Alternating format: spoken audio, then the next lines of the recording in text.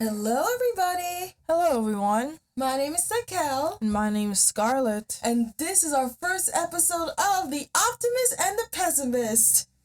Last time we were here, we introduced ourselves, and now we're going to do our first official review of a movie that came out not too long ago and still relevant, at least in the mainstream of things. And that movie is Rebel Moon. Yes, Rebel Moon. A very, let's just say, interesting movie that borrows a lot of elements from other better movies. Borrows from every movie. I didn't say every movie. I said borrows from better movies. Oh, better movie. Well, it does have its own thing. You mean its own original ideas? Yeah, it has its okay, it has its own like story in a way. Okay, I don't really know how. What do you mean? Well, I mean, the basic premise is basically two movies mixed together, and that's this movie. Okay. Except it does it very poorly. Okay. And what she means is that this movie is basically it borrows a lot from, well, okay, it borrows a lot from these because the director of these movies is very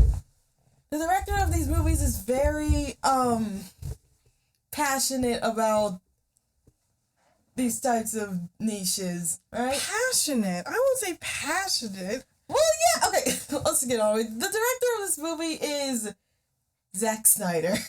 Yeah, Zack Snyder. Okay, now, I know a lot of the stigma that comes with Zack Snyder. You know, he created the Justice League movie, he created Batman v Superman, he created, Man of Steel, which, okay, Man of Steel is not that bad. No, don't laugh. Scar, please. Well, I didn't watch Man of Steel, so I don't really have an opinion on it, but I did see Batman v Superman, and also,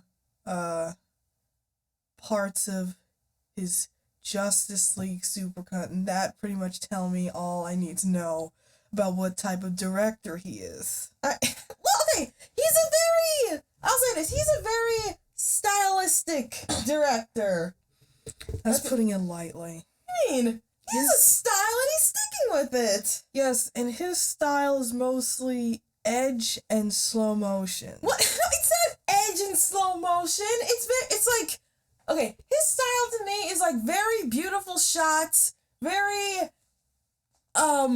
encompassing atmospheric tones. It's very, it's like a painting. It's like looking at a painting. Don't.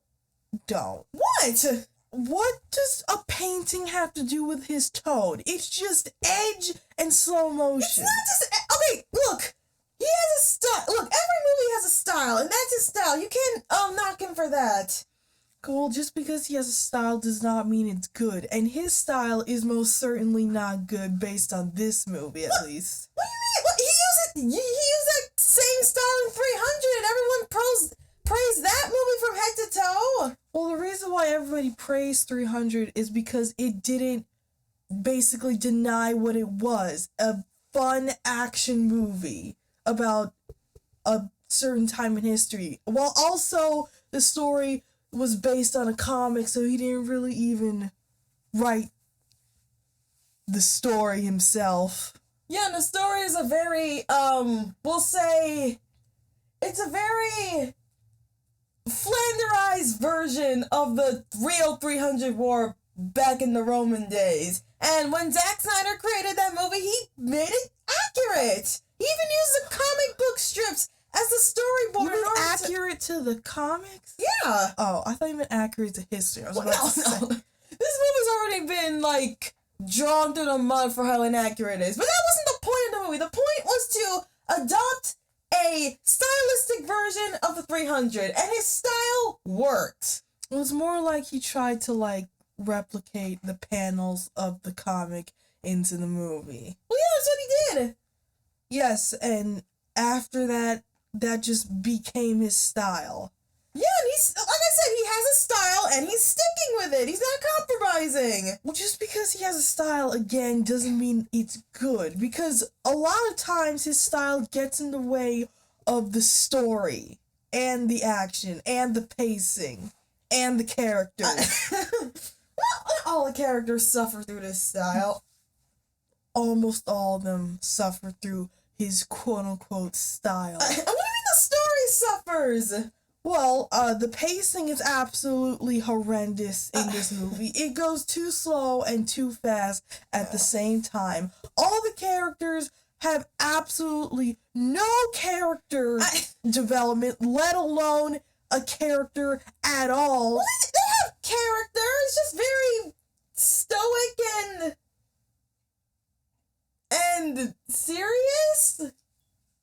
Yes, because just being stoic is a character. Well, what about 300? All the soldiers in 300 were like just just overacted versions of like soldiers. They were loyal and strong and hardened. They're all that. Yes, but once again, 300 did not deny what it was, which was a silly action movie. This is trying to be serious and is trying to set up an entire world, sci-fi world, with actual characters and backstories, but it fails because they are not characters.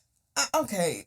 Well, I mean, what about the story? His style can take the story well. What do you mean? Well, okay, we'll get into it, but the story is,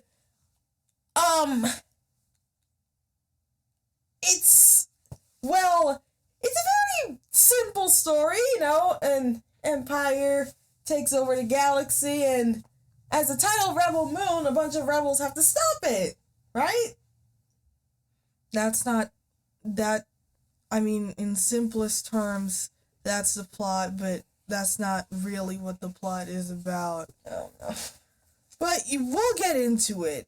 Yeah, so the movie starts and we see like outer space, and we also hear the narrator talk about the world and what is happening in the state. Yeah, so in the narration, it starts by saying the mother world, which is either the empire or the planet. I mean, in this context, it's probably the planet, but the empire in this story is also called the mother world. I don't really know. It's probably both. But anyway, it says the mother world thrived under the rule of kings for 1,000 years or more than 1,000 years, and they were unchallenged. That's what it says. But then, because of the royals' bloodlust for power, it used up all of their resources and quote-unquote consumed everything upon their planet. So then the next logical stage after this is that empire or kingdom that's consumed their resources on their planet to take over the universe. Yeah, because they need more resources. But, you know, if you tell me that a planet has consumed all their resources, I wouldn't really think that they would be equipped enough to take over the galaxy. What do you mean? What do you mean? What do I mean? They have no resources. Yeah, they're using all of it to control other nations. They're clearly not, because they already used up all of them before they went on their conquest. Well, it's like, okay, so, okay, what I interpreted this as, maybe they're like a dimensional traveling. Maybe in their dimension, they used up all their resources and they're looking for other universes to use it up as well. How's that? Okay, first of all, I have absolutely no idea why you would interpret it as a dimension when it has absolutely nothing to do with dimensions. Second of all, I don't know how that makes it better, because if they used up all the resources in their dimension, they still won't even have any resource to take over another dimension. So that's probably even worse. Okay, that's true. Okay, so I'm not gonna interpret anything. I'm just telling you what it says, and what it says is that the kingdom on this planet consumed all the resources on their planet, and after that, they somehow took over the galaxy. Yes. But that's not even the more perplexing thing about me. The more perplexing thing is that after this, they say that the king and queen died.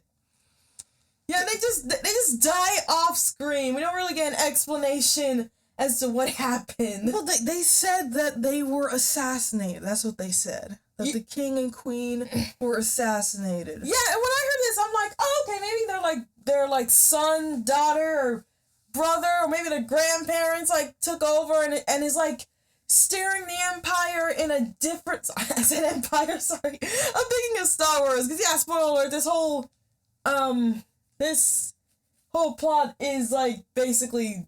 It is like 80% Star Wars. Well, they're basically an empire at this point if they conquered all of the galaxy. Yeah. So yeah. But yeah, when I first heard this, I was like, okay, so maybe they have like a bloodline, like a bloodline didn't fall with them and fell with their son. Nope, in the next sentence they say that a senator? Am I correct?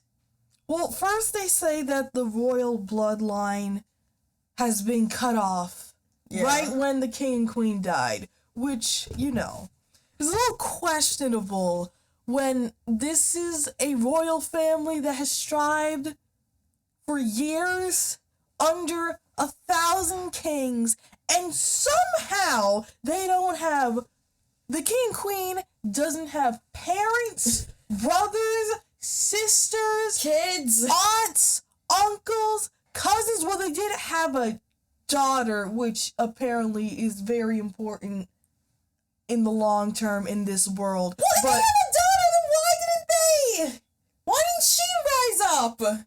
I guess she was killed as well. See, what I thought was gonna happen is that they had a daughter and she escaped, and like this senator guy, what's his name?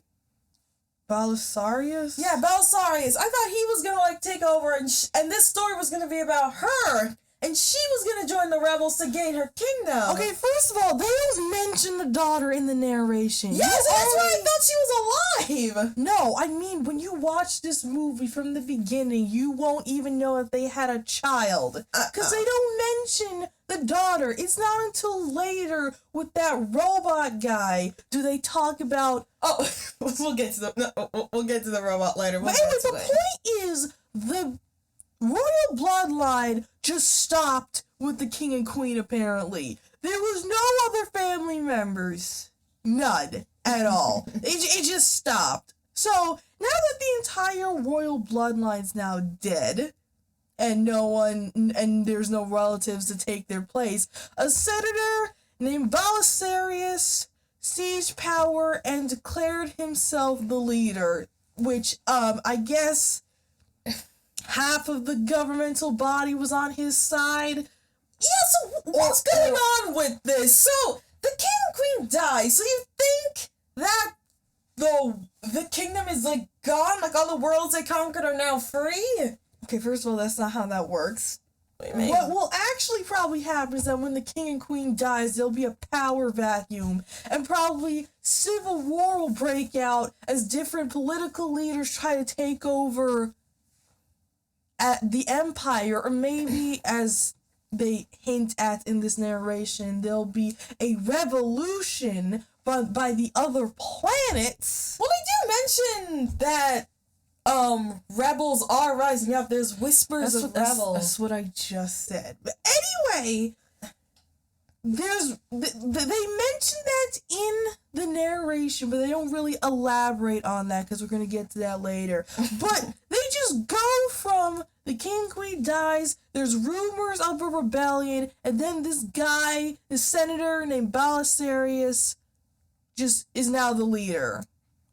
That's it. There was no civil war. There was no inner turmoil. There was no collapse of Power certain- vacuum? Well, yeah, exactly. There was no power vacuum. He just became the leader. And everyone agreed, apparently.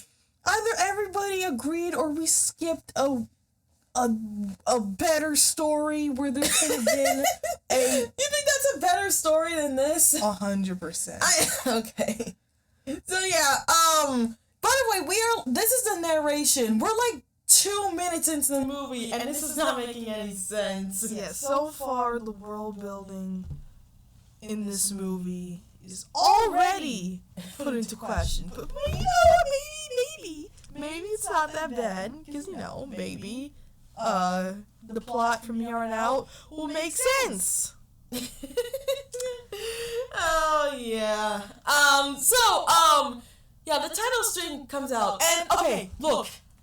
I will say this. I know a lot of people disagree with Zack Snyder's style, but the shot in which, okay, so you go to the title card and it fades into the picture of Saturn, and it shows like Saturn like in the background of this field, and it shows like a woman like tending to the crops, and I will admit, even though this movie might not be very good, the shot of her looks good, okay? Some people give Zack Snyder's style flack, but he knows how to create a picture. He knows how to create an aesthetic, and it's beautiful. Okay, I'm gonna be honest, I don't really see what's so special about this shot. Look at it! It's beautiful! I've seen stuff in better movies, so I'm not really impressed. Let's look at it. Look at the colors and like the atmosphere. This shows that, this is gonna be like a very quaint and introspective movie. What are you talking about? It's just Saturn behind the background, somehow dangerously close to this planet. What do you mean? Look at it. It's so close to the planet. Well, yeah, this just shows how alien this world is. There's no way, it doesn't work like our world. It works completely different. Well, anyway, all it shows is a Saturn planet in the background and a woman with a horse. It looks good, doesn't it? It looks okay. What? There's nothing special about So it. you're telling me if this was in a better movie, this would look amazing? No. What do you mean? If this was in a better movie, I wouldn't really say anything about that, because if this was in a better movie, there'll probably be more visual spectacles that'll be more impressive than this. What? You make it sound like it looks dull. No, it just doesn't look impressive. Okay, fine. And also, I just like how the actual title of this movie is called Rebel Moon Part 1 Child of Fire. And somehow, in all of Zack Snyder's wisdom, he just forgot the placement of the title. So now it looks like... Oh, come on, you're being that technical with it? Well, it's... You're being that technical with the movie? You already crapped on the picture. You're gonna crap on the title, too? Listen, I have nothing nice to say about this movie. So if I want to critique the title, I will critique the title. And the title placement is just funny. It's just an observation, okay? Let's calm down. An observation that you're immediately gonna throw under the bus because apparently you hate this movie so much. Well, I don't really... Listen, I hate a lot of things. I just think this movie is crap, but it doesn't inspire hatred. Is that why you're consistently nitpicking everything? Well, it's just a funny observation. Because this title and the way it's placed doesn't make any sense. Moving on. Moving on. So, yeah, the movie starts with that picture. Opinions in the comments if the picture looks good or not. But yeah, we start with a picture. And the picture shows a woman plowing the fields in a yard. this is our main character. Yes, and her name is Cora, I believe. Imagine that. Imagine being named one of the worst characters from Avatar: The Last Airbender. I'm pretty sure that's what everyone would agree with us on. Yeah. What do you think? Do you think she acts like? I mean, at least she doesn't act like the counterpart, right? No, Cora's an entitled. I'm not gonna say it. What? I'm not gonna say it. Listen, I only watched a couple of episodes of that. What was it called? The Avatar: Legends of Korra? Yeah, I only watched a couple of episodes, and I do not have a high opinion of the main character. But we're not going to talk about it. We're talking about this Korra in this movie. So, we see Korra plowing some fields in a very traditional way with a horse. Yeah, and this got me thinking, okay, what's happening here? Because we already established that this is a sci-fi adventure. This is gonna be like a sci-fi world where we're gonna be like fighting against an evil empire. And in the first shot with the narration, we saw a ship coming through like a type of portal. Yeah, so I was thinking, what are we doing a flashback? Is this like before they started colonizing and became more technological? Is this what's happening there? But no, because in like the next shot, because when the after she like is finished in the fields, another guy comes up. His name is Gunner. I'm probably mispronouncing that, but I'm calling him Gunner. Yeah, so this guy Gunner, he calls her up and says, "Hey, the chief is like looking for you." And then we go to the next shot, and they're roasting a pig. They're roasting something. Yeah, they're roasting an animal on a spit, and I'm like, wait, okay, we have to be in the past, cause like they're like using old farming technique from like the 13th or 14th century. Yeah, and apparently they have a whole tribal village. Yeah, and everyone's wearing Amish clothing. Yeah. And when the chief wants to get everybody's attention, he blows a horn. Yeah, he blows a horn. I'm like, are we? And now I'm just sure we're in a different movie, because in the scene, because while they're having the feast, in the background you just see lights. Like you just see like lights, and and you see like actual lamps. Yeah, just like I go to the scene. Like just like you see like lights and lanterns. So I'm like, so there's electricity in here. Okay. What is happening?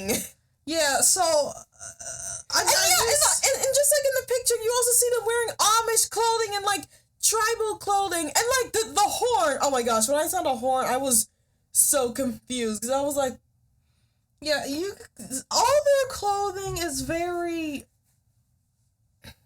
it's just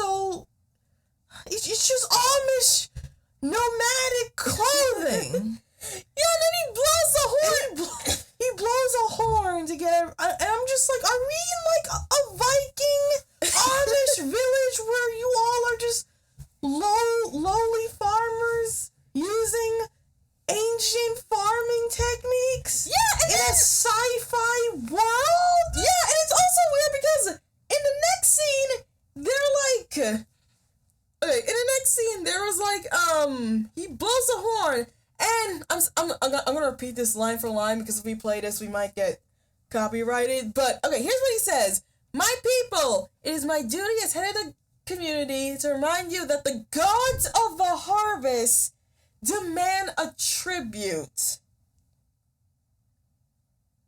So they worship gods? They have a mythology? I guess they have their In a sci-fi? Okay, I'm not saying that sci-fi worlds can't have like their own religion, but the movie's already showing like an old-timey type world. And there's technology. Why are you still worshiping gods? Well, they could worship gods, but No, I'm not saying that. I'm just saying you're presenting yourself as a very nomadic tribe with no technology, with very little technology. Why is that? Well, I don't know, but that mixed in with their belief that having sex will cause the harvest to be prosperous makes me question what makes me question what this movie is, because we literally in the narration just saw a ship pop out of a wormhole. Now we're in the Viking times. Oh gosh. With these Amish people roasting a piece of meat over a fire on a stick. I'm just like, what? You know, in Star Wars, okay? Oh no.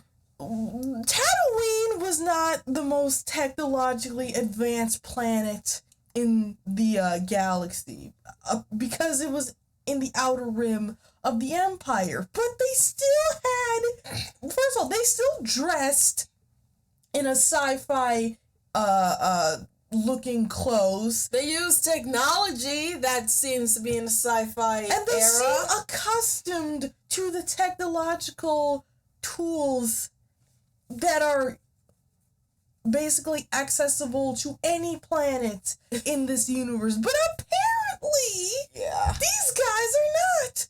Why? I don't know. Yeah. They also live on the outer regions, but that doesn't explain why they have absolutely no technology except for lights. And they also, I swore, if I saw like a fireplace, I'm gonna be like, no, we're in Viking territory now. This Well, we is literally saw them roasting the meat over the fire, so that was probably a fireplace. Yeah, keep in mind we are 5 minutes into the movie and the world building is still not making any sense. Yes.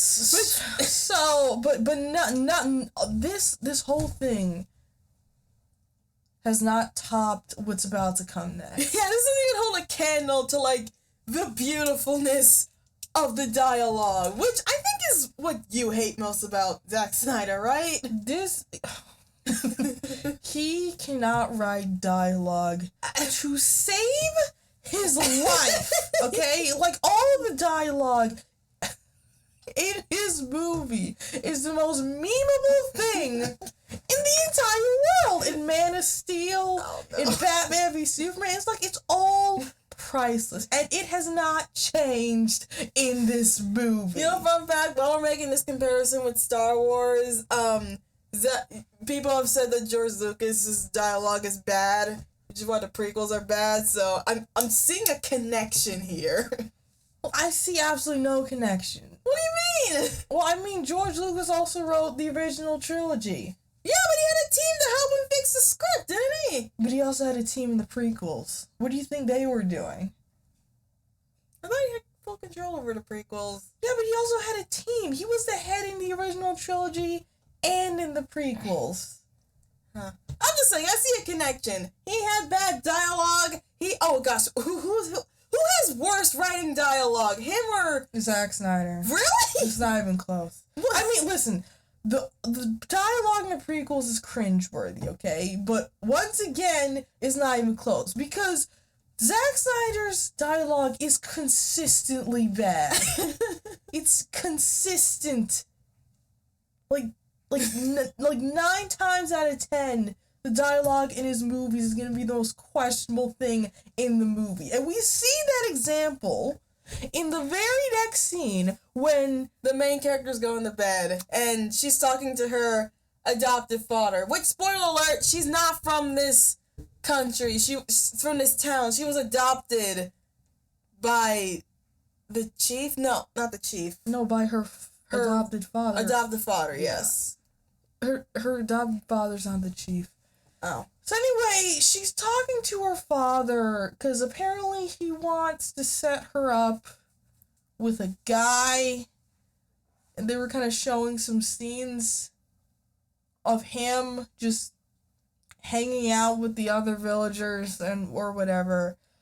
And he's saying that when she gets with him, that's gonna be her last test to be indoctrinated into this community. Yeah. Basically. Yeah, and that made me question even more. Wait, you have an indoctrination process? You have a system of sets? Are you guys a cult now? Like, what? And why do you have to get with this guy to be a part of the community? I don't know. But Like a trial by marriage? she goes on this whole spiel. Yeah, she basically goes to bed and wait, can we play a scene? Please. We can't play the scene because of copyright, so Okay, so I'll just read the dialogue to tell you guys how absolutely amazing this dialogue is. Oh wait. Okay. How about this? I'll read some parts of the dad, and I'll read some parts of the character. Okay. Okay. Okay. Okay. So this is the. Okay, so this is the father. I'm just gonna read one part. Don't worry. Dean is a good man. Dean is a good man, the best hunter, and a loyal friend. Have you thought of a more personal relationship? Permanent. Oh. I know that he's amendable to the idea. He's asked me himself. It's easy between us. Wow, your reading is so monotone. Well, listen, this is how she talks. All right, here it comes. Okay, that will be the last step into becoming a full member of this community. I'm telling you, this is home. I like how the script says wistful music plays. So, all right, this is Cora's line. All right, read it. The last 2 seasons I spent here have given me happiness. And by the way, guys, we are about 7 minutes into 7 the minutes movie. into this movie. We just seen this character. Just keep that in mind, guys. We basically know nothing about this character yet, other than she might be a little bit reserved. That's basically all we know. But let me continue with this dialogue. The last 2 seasons I've spent here have given me happiness that I don't deserve. But understand, I am a child of war. To truly love and be loved, I ... I don't know if I'm capable of either. The very idea of love, of ... family was beaten out of me. Also, this very line about the idea of love and family beaten out of her is true and false at the same time, and you're gonna see when she gets more into her backstory. Anyway, and I was taught that love is weakness. And I ... I don't know how that will ever change. You should get some rest and see. As you can see, this is very, very riveting dialogue. Yes, this is... Oh my gosh. Listen, when you want to introduce a character into a story, you should start off by showing their characteristics and their traits, okay? And the way you do that is by showing what they would do in certain situations, how they talk to certain people, how they carry themselves, not having them going on a full monologue to a person that should know who she is, okay? Because first of all, I don't know why she's giving this whole spiel to her adopted father. Second of all, I don't know why she's going on this whole spiel in general when all he asked is if she's gonna get with the guy, okay? She didn't have to go in the whole spiel about she's a child of war and the was beaten out of her and how the concept of love and family is a weakness. I'm like, what? Why? And there you have it, Scarlett's Guide to how to write a movie. I don't understand why the dialogue already is so clunky. We're not even 10 minutes into this movie. It's so unbelievably bad already. I don't understand. I don't understand how it's already falling apart. Okay, so anyway, as you can see, Cora seems like a very interesting character. Yes, she is very interesting to the point where she would just give you her backstory. I mean, she could have been worse. How did She could have acted exactly like the Cora from the Airbender show. Oh, that's true. That would have actually been worse. See, because this is what I'm talking about. Okay, you say that this is not like 300. I say it's like 300, and this is why. All the characters act like over-exaggerated versions of themselves. I don't understand how you could connect this scene with any of the scenes in 300. Okay, it's not the concept. Think about this. The soldiers in 300 were, like I said, oversaturated versions of normal soldiers. This girl is an oversaturated version of, like, the stoic and calm main character. And that's his style. Okay, first of all the soldiers in 300 was presented in that way to basically give off the strong idea of Spartans, I guess, how they were portrayed in the comic. And the way they spoke was very militaristic because they grew up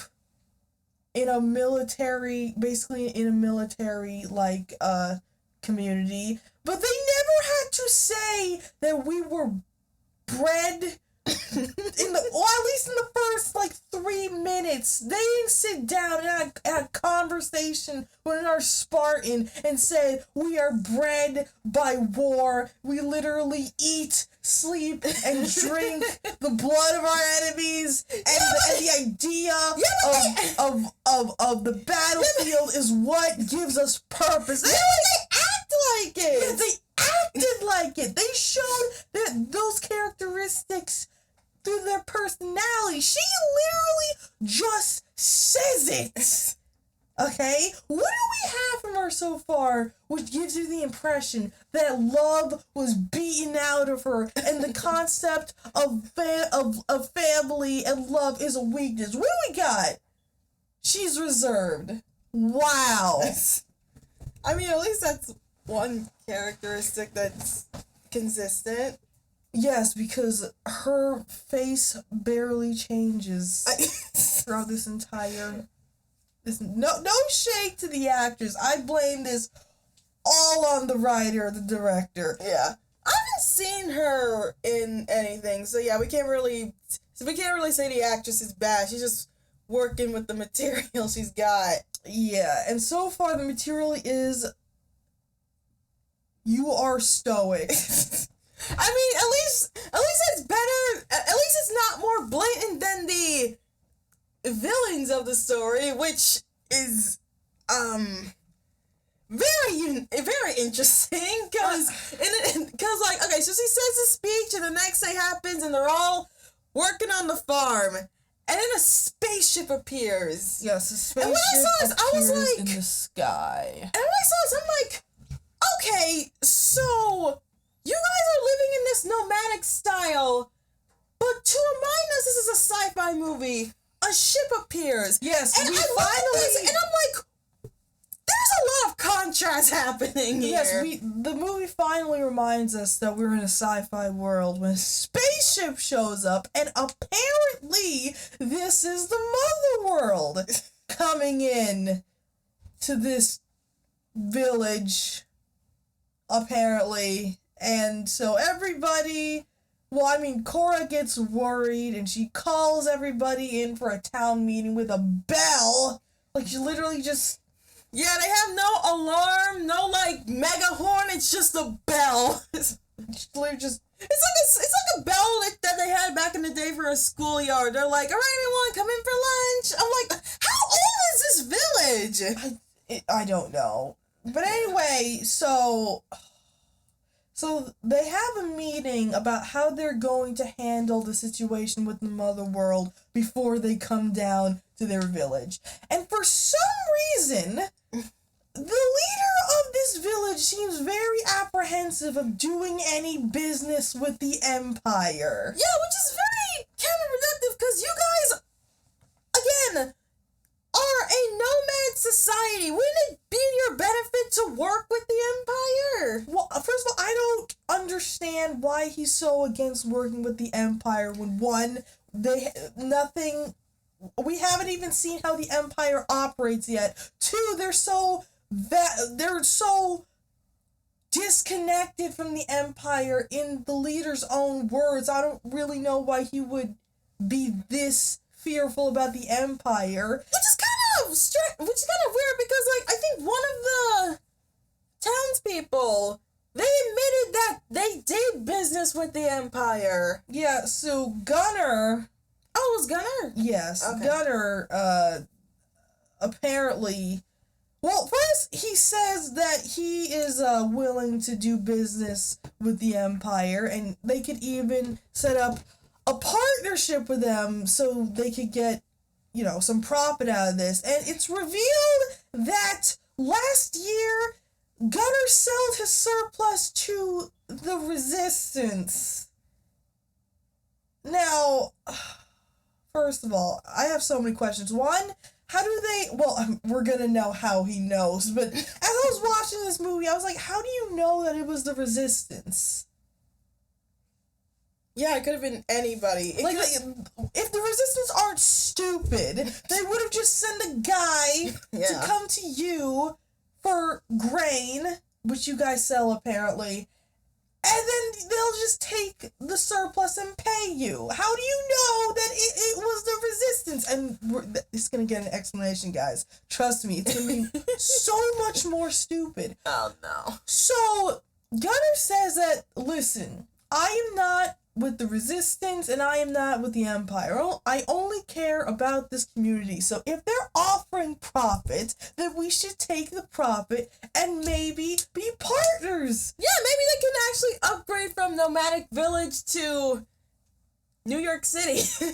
Yeah. They can actually upgrade from this like weird ass nomadic lifestyle. Which are you sure they're not a cult?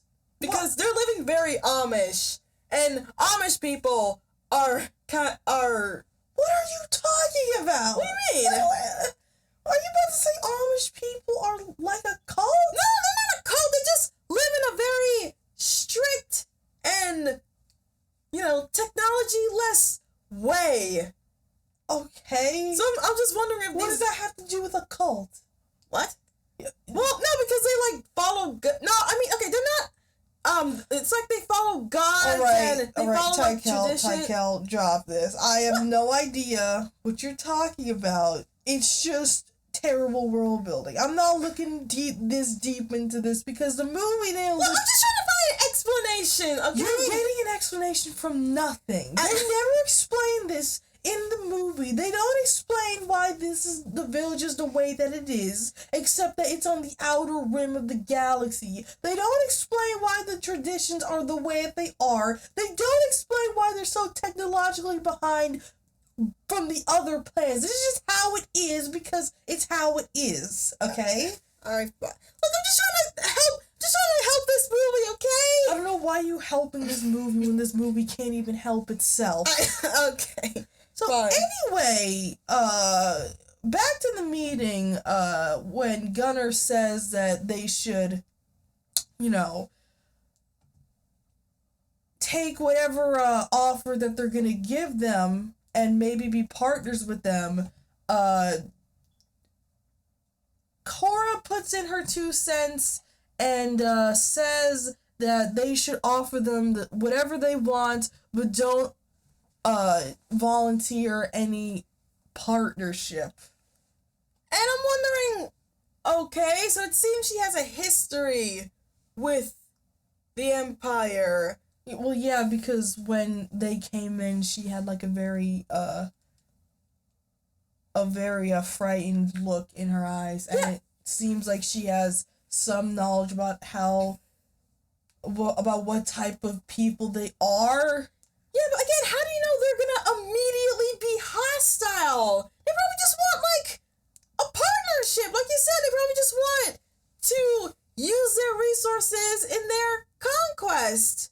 Yeah, so, well, we're gonna get that answer right now, because the Empire, well, I mean, the ships comes down. Yeah, and like the general that the senator came with, like, walks out. And they're basically space Nazis. Yeah, when I first saw this, I was like, are these guys nuts? I want you guys to look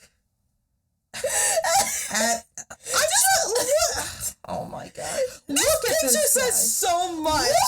Look at the town's leader right here. Yeah, but that's the town's leader, and that's the general. And this is basically the villain of the movie. Look at them. Look at the ship in the background. Yeah, when I first saw this movie, I was like, are these guys not? And I don't mean, like, you know, storm ship troopers, like they were an allegory, guys. They were an allegory for, like, Nazis. No, these are straight up Nazis plucked straight out of World War II and is in a sci-fi action adventure movie. Look at the Amish people in the back. Yes, they're Amish people. Look at what they're wearing.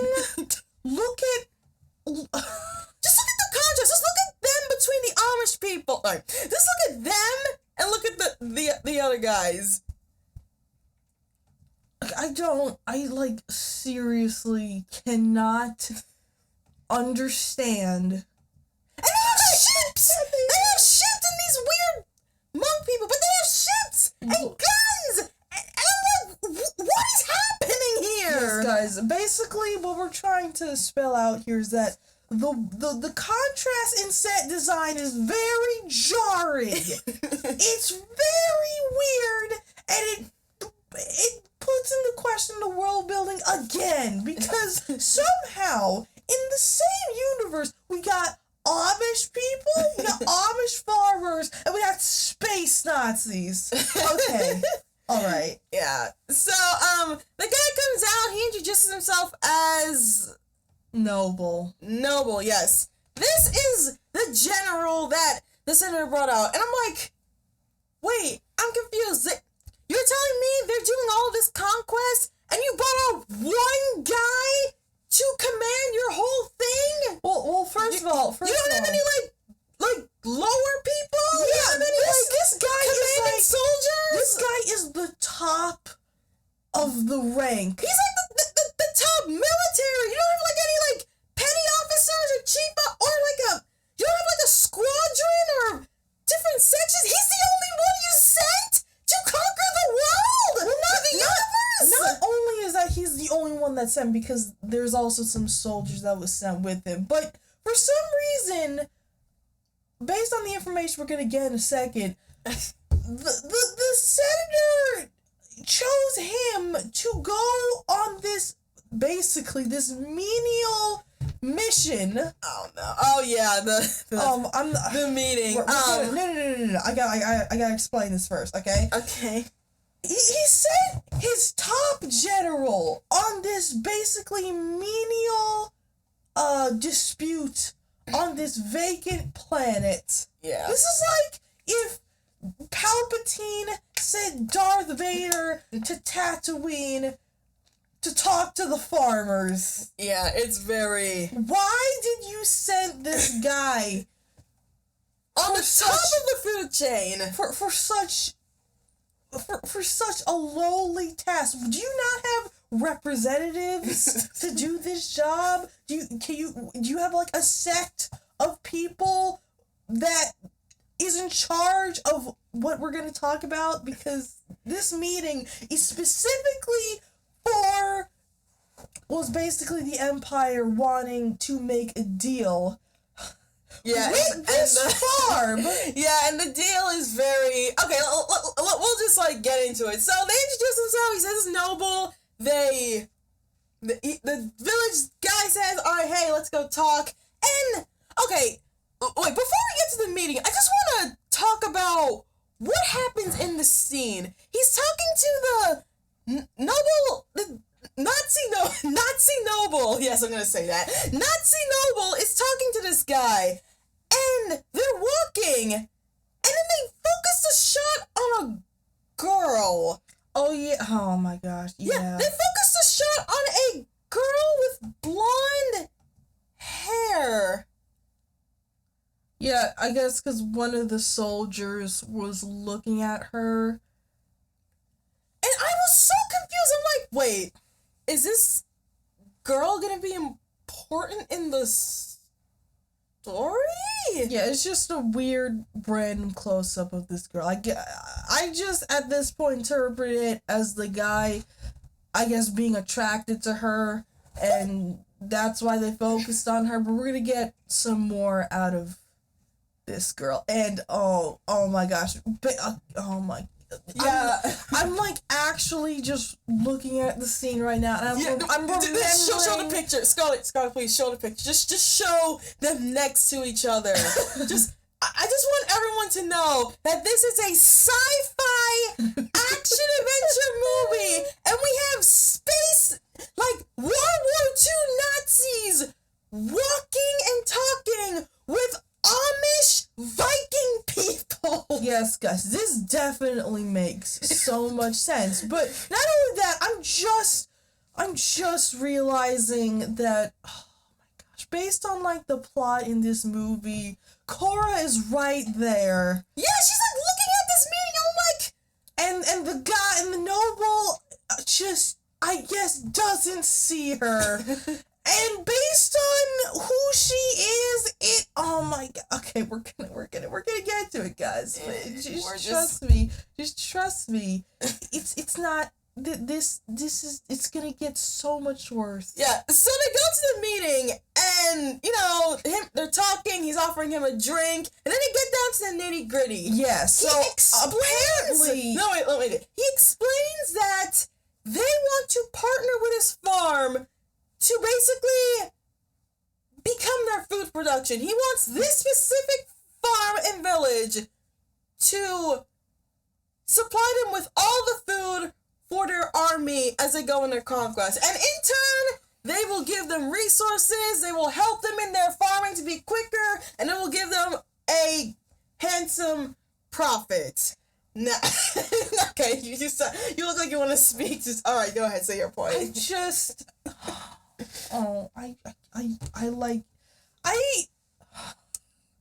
This empire. Okay, let me like. He specifically says that the resistance have been hitting their food chains or food supplies or wherever the hell food quotas. Their food. No, wherever the hell they keep their food, the rebels are hitting it. So they want this farm to give them surplus for their food. We have first of all, guys, I just want you to understand this. They're axing this tiny village to supply food for their armies. The whole thing. I'm like, okay, maybe this might make sense because, like I said, they're on a planet. So I thought, okay, maybe they went to other farms, they negotiated with them, and they are basically like saying, hey, these people partnered with us. If you partner with you, you all can work together and we'll pay you handsomely. Yeah, we're just gonna get into it. Guess what, guys? That doesn't happen. We don't see any other farming villages. This is not a farming planet. It's just this village that are farmers, and the Empire is specifically going to these. We don't know that. Okay, Scarlett, we are 15 minutes into the movie. There might be other. Well, no, I'm just gonna get it out of the way right now. There isn't. They don't talk about any other any other food sources on other planets or other farming villages. It's only this village that they have went to ask for surplus for their armies. We're talking about a galaxy spanning empire going to one planet and to one village and asking this tiny village for surplus for their armies. Maybe there's other people there. There isn't. They haven't shown it. Tykel, we're gonna get it out there right now. Throughout the entire movie, there is no hint of other planets. There's no hint of other farmers on this planet. There's nothing. That's not true, because there's a city landscape in it. There's a city, but there's no farmers. There's no hint that this empire has even talked to this city and offered a deal for food. Okay. There's just a city on the planet. We don't know what their affiliation is with the empire. There's just a city. Other than the city, though, the only thing we see on this planet is this farm. We don't see other farms. There's no indication that this is a farming planet. We have no hints that the empires went to other planets and made the same deal. There's no hint that the empire even has farming plants. I'm just wondering. Get all their food. This is a galaxy-spanning empire, and they don't have farming planets. They don't have a means of food source, but this village. Okay, yeah. Oh, Yeah, that's not. I agree with you. This is not very. This doesn't make any sense. But here's what doesn't make any sense. While the meeting is happening, okay, have you noticed that this meeting is apparently very tense? Well, okay. Well, no. You are skipping way too much. We have to take this scene by scene, okay? So the audience needs the context, okay? Well, no, I'm just trying to explain it, I'm just trying to explain in general that the scene was very, tense, and it was like something was going to happen. And I was like, well, it's tense because, the Empire is evil, so of course it's gonna be tense, even though all that has happened is that the general has offered a deal. Yeah. But not only that, but back to the deal. Back to the deal at hand. So yeah, this empire is asking this tiny village to feed their armies. Guys, once again, we are still at the beginning of this movie, and the world building has just killed itself. This empire has come up as either incredibly stupid or has terrible resource management. Because if they burn through their other planets and they're that desperate for food to ask this tiny village to be the supplier, they must be very desperate right now. Yeah, they must be extremely desperate, and for some reason doesn't have other planets to ask. But this tiny village. Okay, anyway. So that whole I got that out of my system, okay? That was one of the dumbest things in this movie. But what's really dumber is what Gunnar says, right? No, Gunnar is actually fine in this in this entire part. It's actually the leader that's being a dumbass, okay? Yeah, because Gunnar actually wants to do the deal, right? Yeah, because they offered triple the value of their surplus. They also offer robots to help with their harvest. Mm-hmm. They offer to set up a facility to help store their grain. They have basically resources to to only maximize their profit. And apparently this is absolute genius of a village of the community decides to tell the dumbest lie for no reason. He just says to this general, who has specifically came here because he had to have been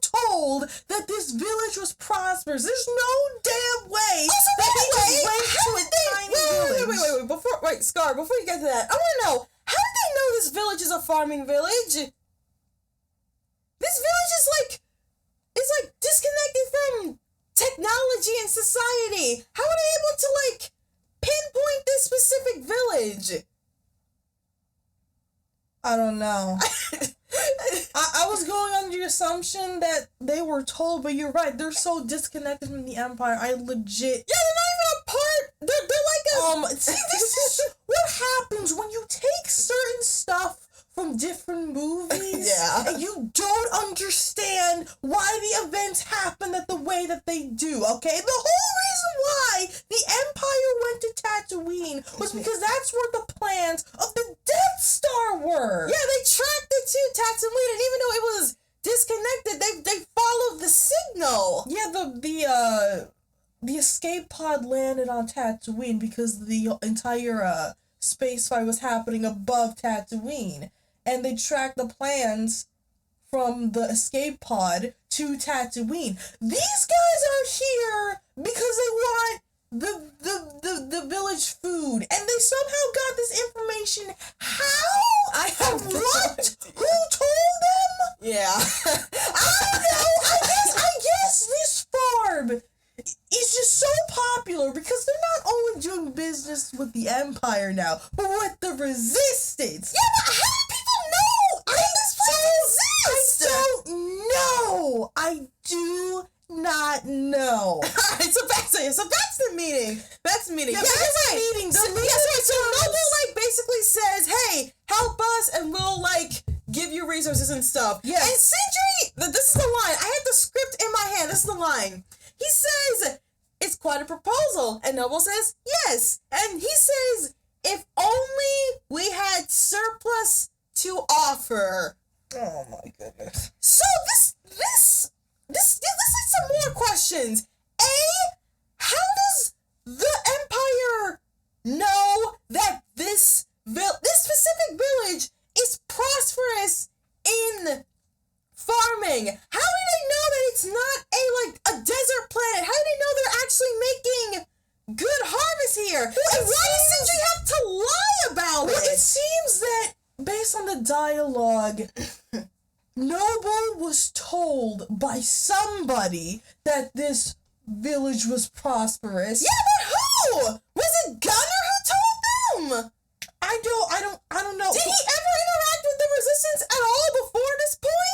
Well, him interacting with the Resistance had nothing to do with what the Empire knows. Yeah, but did the Empire like stalk them and say, "Alright, we know this village is good, let's go invade it"? Is that what happened? Well, okay, first of all, that was not said at all. All that was implied was that Noble was told by somebody, probably someone in the Empire, that this village could be a potential food source. Okay, so if Noble was told by someone in the Empire that this village could be a potential food source, and Noble could clearly see that this village, even though it's small, is doing pretty well for themselves.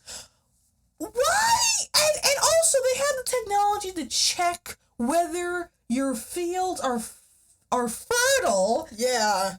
And they could check your food stock and all that stuff. Why would Sindri come up with the dumbest lie just because he doesn't want to work with the Empire? I thought we all agreed that we were going to give them surplus, but not volunteer any partnership. Why can't you just say, listen, okay, we appreciate the deal, but we could give you surplus now, but we have no interest in doing business with you. Well, he technically does say that. He actually does not say that. He says that they have no surplus and that the fields are rocky and that the whole reason why that the fields are big is because it barely gives them enough food for harvest, and that's why they have to expand so much. But that's obviously a lie because it clearly sees that this village is doing well. They're not on the brink of starvation. Well, it's obvious that he's trying to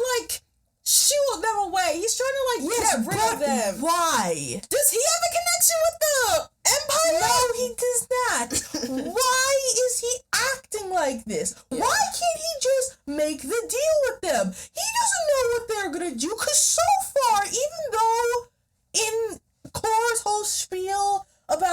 like destroyers and they'll take everything that you have. So far, they're being very cordial. Yeah. They're offering you a deal that could only benefit you guys, and they're being very civilized right now. Why do you feel the need to come up with a dumbass lie that he can easily figure out as a lie? So, yeah. anyway. Yeah, very, very complex Throughout the character. scene, after Sindri gives his whole spiel, Noble is now very confused, and he asks who is in charge of the harvest. Gunnar is in charge of the harvest, so he says that he is, and Gunnar basically has to save the leader's ass by saying, "Oh no, we do actually have surplus.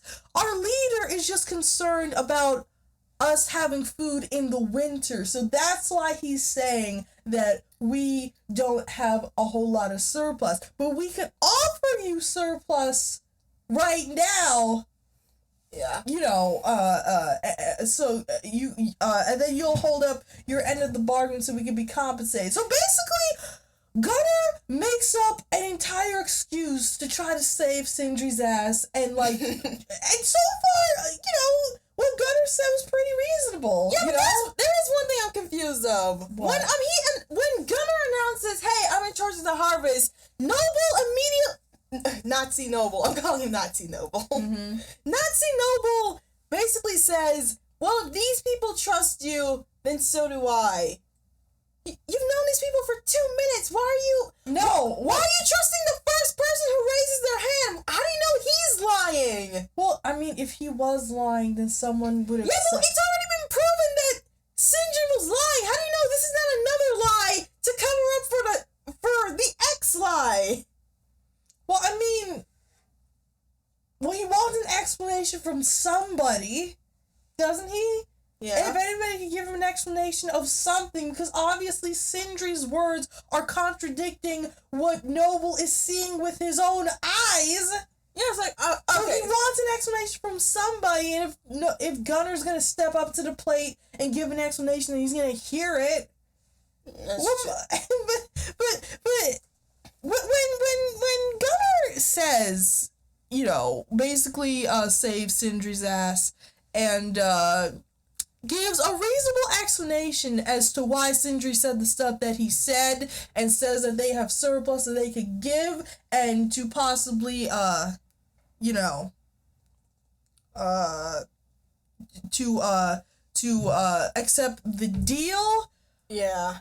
So we obviously know that Sindri's in trouble. You know, his friend threw him under the bus. No. His friend did not throw him under the bus. His friend once again saved his ass. But he told the truth as to why. Yeah, because Why he lied. There's no. He interpreted. Basically, Gunnar took Sindri's lie and made it sound reasonable. Okay, but obviously Nazi Noble doesn't think that. Yeah, so He obviously thinks that. Well, the way this scene goes is that for some reason Sindri says, "Oh yeah, don't trust Gunnar." What? You did yourself in a hole! Why? What is Sindri, what are you doing? Dude, you already got caught in a lie. Nazi Noble obviously doesn't trust you, and now you're trying to discourage a reasonable explanation to drive the Empire away. And I'm still asking, what is your beef with the Empire? You've never interacted with these people until today. Well, it's because Korra said that they steal and kill and all that stuff, even though they haven't done any of the sort yet. Wait, hold up, Scarlet. I wanna. Is this the first time that she's telling them about the Empire? This has to be. I have no idea. Cause like I said, they found her. They adopted her into her land. She like came out of nowhere and they like adopted her into society. So you're telling me at this point she hasn't said anything about her past, because obviously she has a connection with the Empire. Well, it seems like they all don't know her past. Yeah, so Except the adopted father. Yeah, so process of, common sense. This is the first time they're telling. Is this the first time she's telling them about the Empire? Why? Well, I guess she didn't really see need to tell them anything about the Empire, especially when they're very removed from the Empire. Yeah, that's you see how all this ties in? Scarlet, do you see how all this ties in? They are so removed from technology, and they don't know anything about the Empire. And well, it's not necessarily they don't know anything about the Empire. They're just not involved with anything to do with the Empire. Yeah, but it's to the point where Korra, as soon as she says, "Oh yeah, the Empire's evil, don't trust them," they immediately believe yeah, her. Sindri is willing to put literally everything on the line because Korra said that the Empire's dangerous. She literally joined you guys not too long ago, and you're immediately believing her words. Why? This dynamic doesn't make any sense. Alright, so So now Sindri is very confused because now two people are telling him two different things, right? Yeah, Sindri is like confusing the whole conversation, and Natsu Noble has just had it. He's just had it. So now he's accusing of Sindri of misleading him, and Gunner comes to the defense of Sindri and says, no, he's not misleading, he's just very conservative. But then he says that they are excited about a possible partnership, and then Sindri says that what he says he has no authority. Which I'm like, my dude, he just said he was the overseer of the harvest. What do you mean his words have no authority? I think he's trying to, stop Gunner from, interacting with the Empire. Listen, I don't understand why Sindri is against making a partnership. There is no downside to making a partnership. Yeah, and so far they have been nice to you. They've been nice to you. They say, "Hey, I heard about your village. You help us and we'll help you." There was no hostility up to this point. I mean, other than the fact that they look like Nazis, there's no hostility up to this point. Yes, but until the movie gets incredibly stupid and they decide that the Nazi space empire is actually evil, like hyper evil, like cartoonishly evil. Yeah, and it's all gonna compliment. And Korra was right all along. So then suddenly. Wait. Before you I want to read what he says because there's a process. Read what who says. I just want to read what Noble says. Yeah, so Nazi Noble basically he knows the lie. He's obviously mad. So, well, I don't think he should be upset. I think he should just be confused and suspicious. Yeah, but like you said, these are cartoonishly evil. So this is what he says. If I may offer some advice while dealing with subordinates who needs to be kept in place. He's talking to Sindri. I find that people can lose sight of the stakes and sometimes need a gentle reminder of how to deal with those without. And then he takes out a cane. He takes out a beating stick, guys. And proceeds to beat the shit out of Sindri. Yeah, so the way that just to establish how evil he is. The way the scene goes is that Sindri's talking to Noble's talking to Sindri. Yeah. And Noble is implying that he's gonna discipline Gunner. Yeah, and he takes that whole line I said is him disciplining Gunner. Yeah, and he takes out a beating stick, and it seems like he's gonna beat the ever-loving crap out of Gunner to show Sindri how to how to deal. Keep people in place. Yeah, keep you. And I'm just like, what? First of all, no. We're not even up to the part where he beats Sindri to death. Okay, how did we get here? How did we get from Noble being suspicious about what's going on and why he's getting conflicting information to Noble deciding, I'm gonna beat the crap out of this guy right now? But why are they presented like this? The movie immediately just says, hey, they're Nazis, let's flip the script and not give them any subtlety, actual, normal...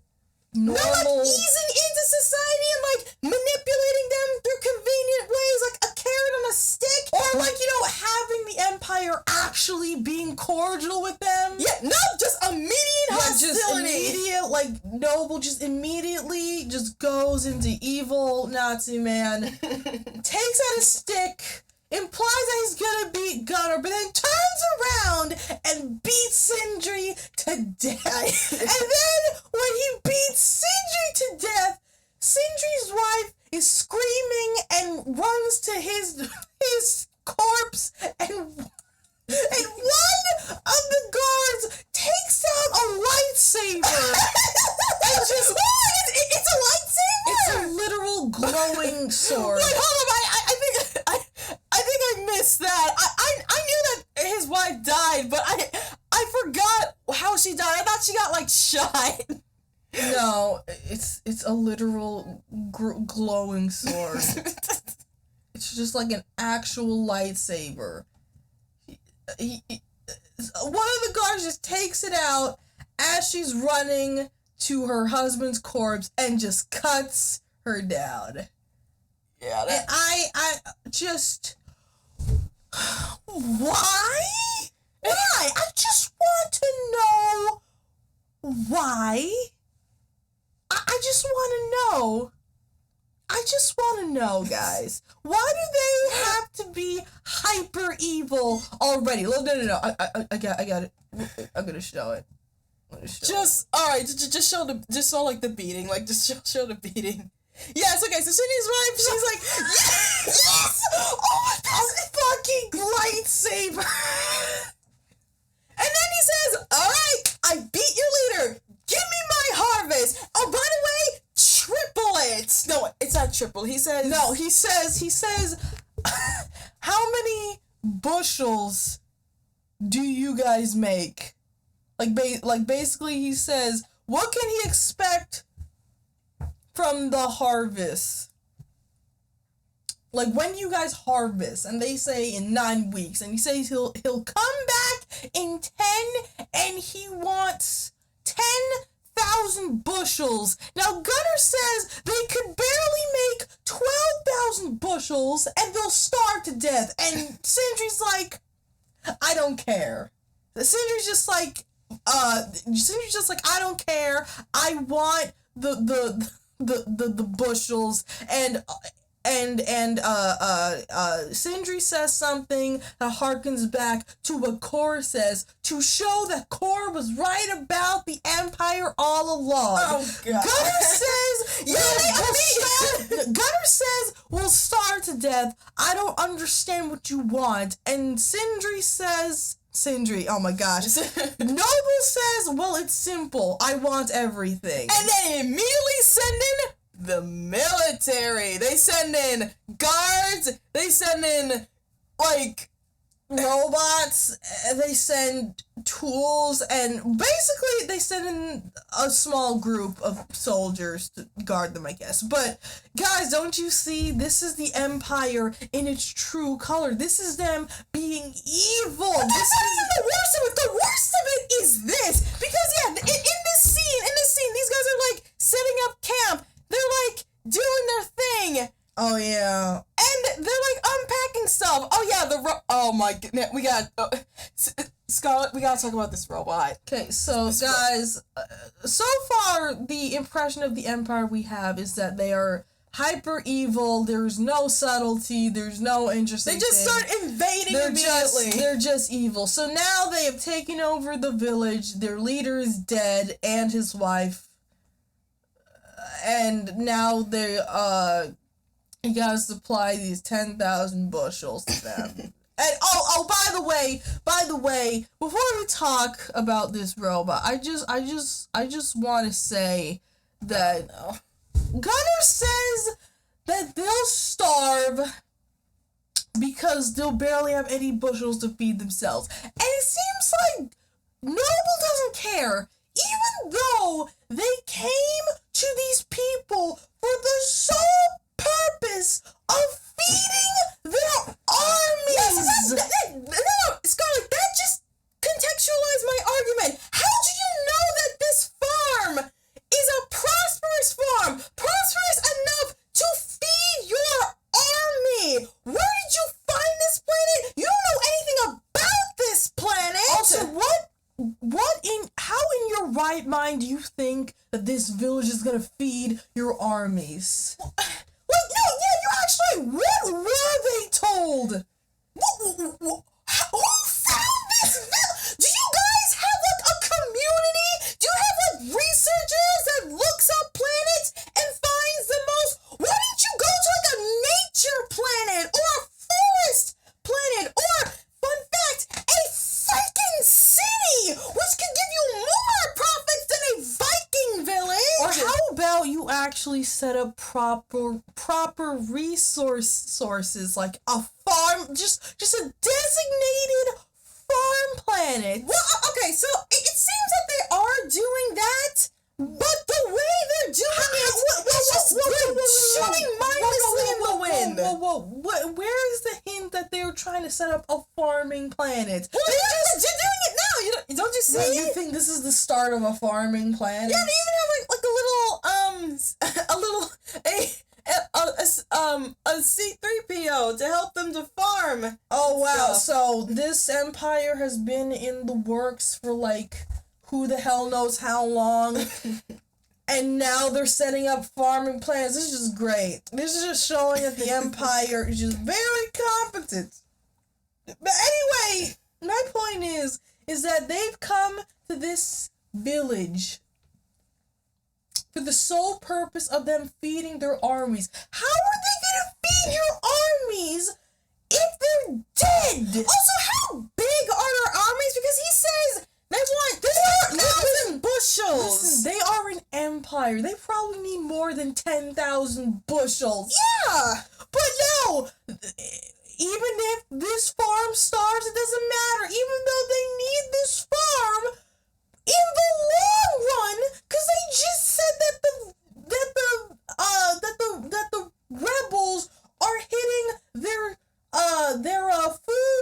their food chain. yeah. So that's what I thought. I thought they went to other planets to like do negotiations with them. But and this is their next stop. they don't say anything about that. They don't. It's just this village that's gonna supply food for their empire, but yet they're gonna let them die, even though they need them. All right. Yeah.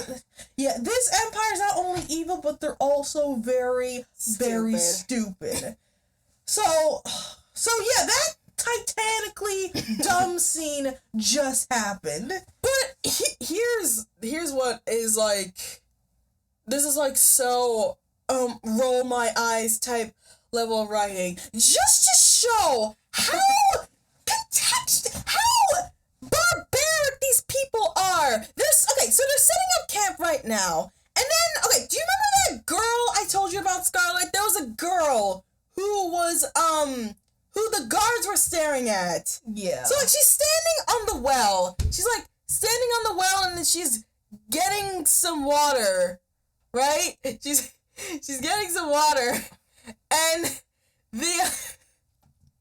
she's getting some water, and the soldiers like go over there. It's like, hey, give us some water. So she like goes to like give them the water, right? Mm-hmm.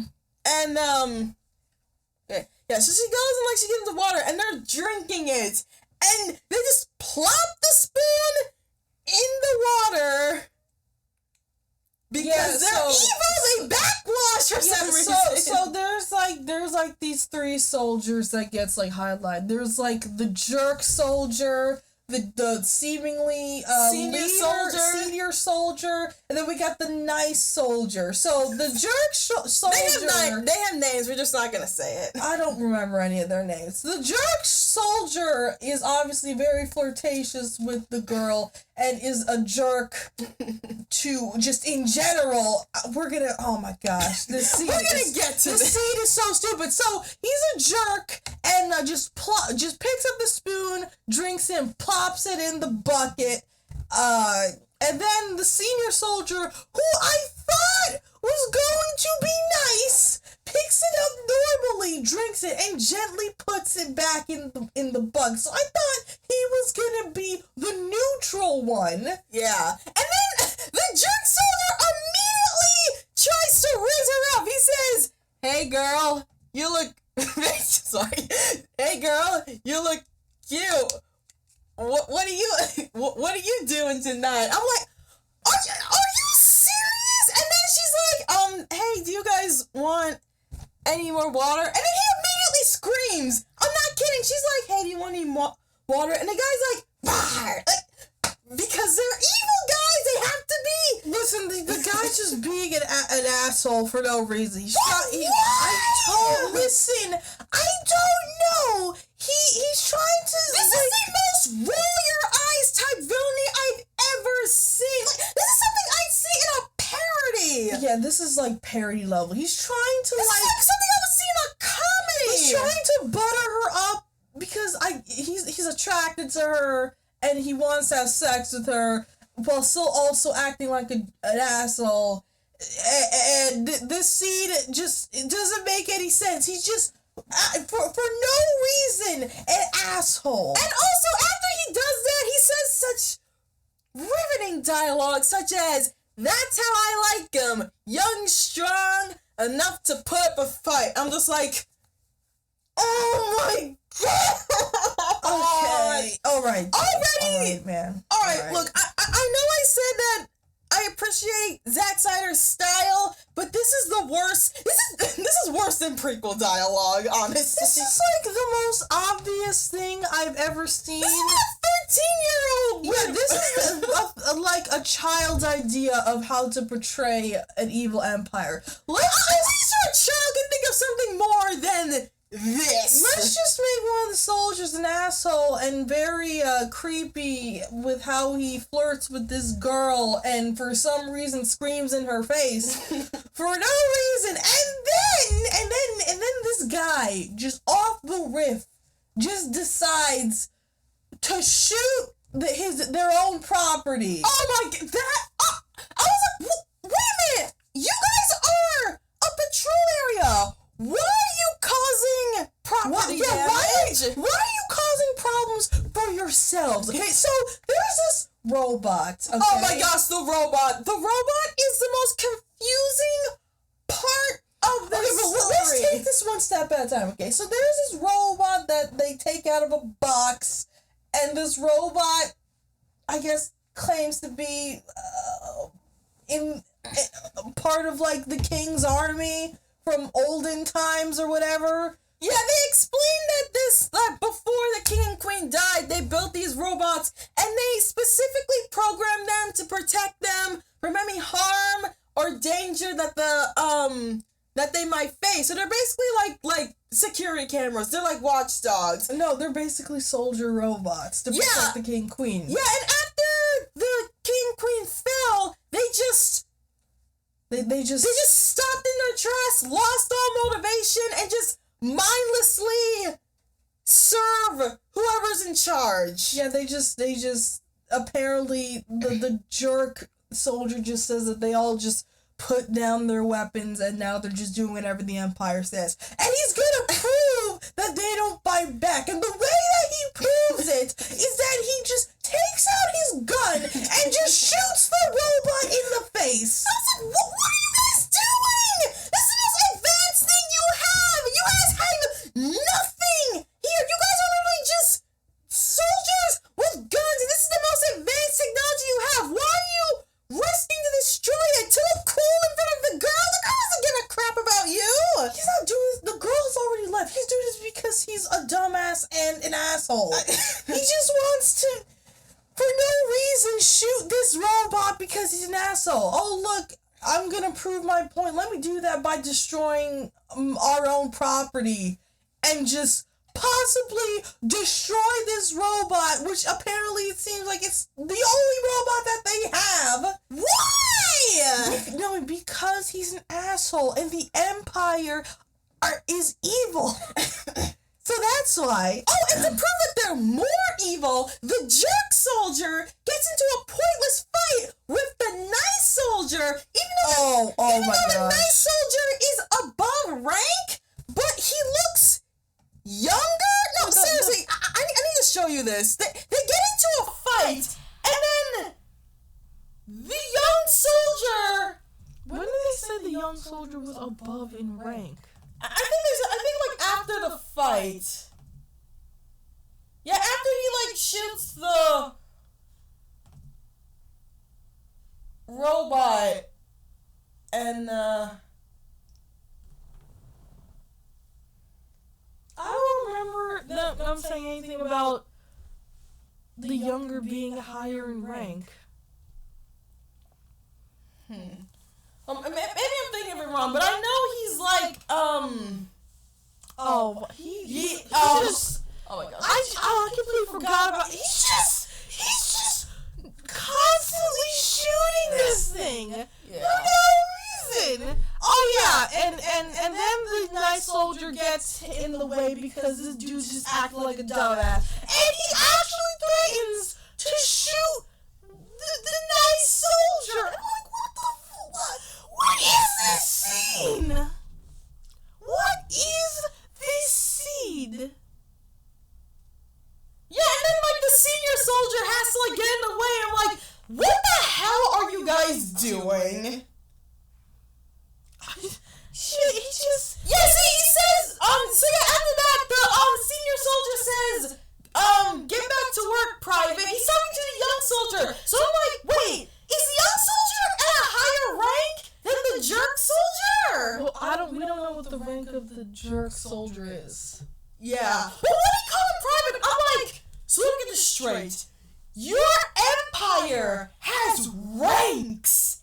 They have a ordeal system of who is in charge, and you sent the most powerful one to go down to a desolate planet. Why did you send these soldiers? What are you talking about? It's a private. Yeah, Private. That means like he controls his own like squadron, right? Oh yeah, that.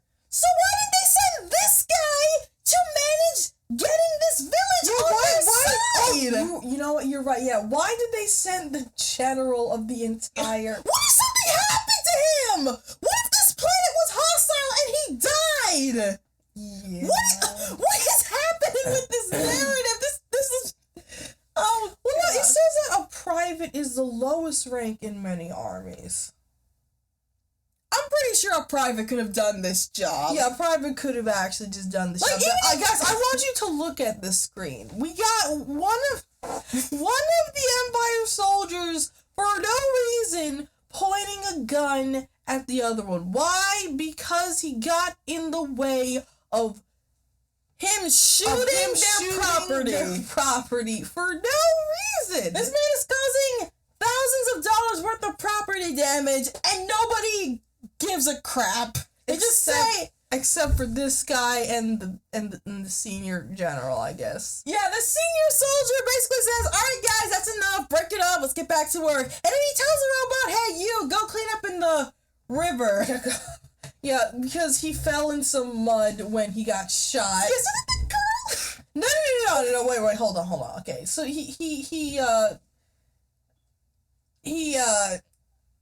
so the robot goes to the river to wash himself off. Oh my gosh. And he's just in the lake washing himself off. And then the girl comes up behind him and starts talking, and once again, they start expositioning even more. But that's not even the worst part. The worst part is how this scene looks. Well, I mean, to be fair, both of them is like the worst part about this thing. But the most distracting and like brain exploding thing that happens is that the shot is out of focus. Like, Yeah, so we have to show him the scene. He's cleaning himself up. The girl offers to the girl offers him a rag to clean himself up. Then for absolutely no reason, he says, "Hey, you know this princess?" Yeah, he starts expositioning. You remind me of her. Yep, this random girl he's never seen. So this is the first time that they've ever met, and for some reason she reminds him of the princess. But guys, the exposition is not as important. We're gonna explain the exposition later, okay? Yeah, but like I said, the way this scene is shot and how it looks just baffled me. I'm like, what is going on? Why is this shot out of focus? Guys, look at this. Like, Okay. I just want you to look at this. Yeah, I don't know if you can see this properly, but the background is blurred. Like, this is a normal shot. This is a shot where nobody is like everyone's standing there, they're just talking. But Yes, guys, for some reason, this part is in focus. Like, this circle right here, like, the center of the scene is focused, right? and like the girl and the houses and the grass are all Yes, blurred. but everything outside of this circle is blurry. And this happens throughout his entire exposition dump. Like, I'm not joking with you. Like, why is the water blurred? Why is she blurred? Isn't she talking to Her them? face is just because it's not in the circle. Like, when you saw this, I was Like, asking. guys, look at this. It's still blurry. Exactly. Like, it's all still blurred. Like, the background, this bridge, the grass, like, you know, maybe someone wants to, like, see the entire shot. Why does it have to be blurred? Well, because we're focusing on the exposition that this robot's randomly telling to this girl. But why is it cut like that? And it goes on for the entire shot. They do not take focus off of the robot. The whole thing is blurred, and there's at no point. Oh, no. Yeah, and there's at no point where they stop, where they take it out of focus and like Oh, this crop shot. the whole shot. This shot's especially bad. What is... Yeah, because they're focusing on the girl, and she's like reaching down, and he's blurred. wow. Oh, my God. This whole... Okay, well, now the circle has moved to her face, and everything else is blurred. Yeah, the perception of this is all wrong. And I'm like, what are you trying to convey? Is this a dream? Are we supposed is this like in someone's head? What is happening? It looks so bad. Hey, Tykel, is this the style of Zack Snyder you were talking about? All Like, right. the very unique all right, style? all right. I knew that was gonna bite me in the ass. It looks so bad.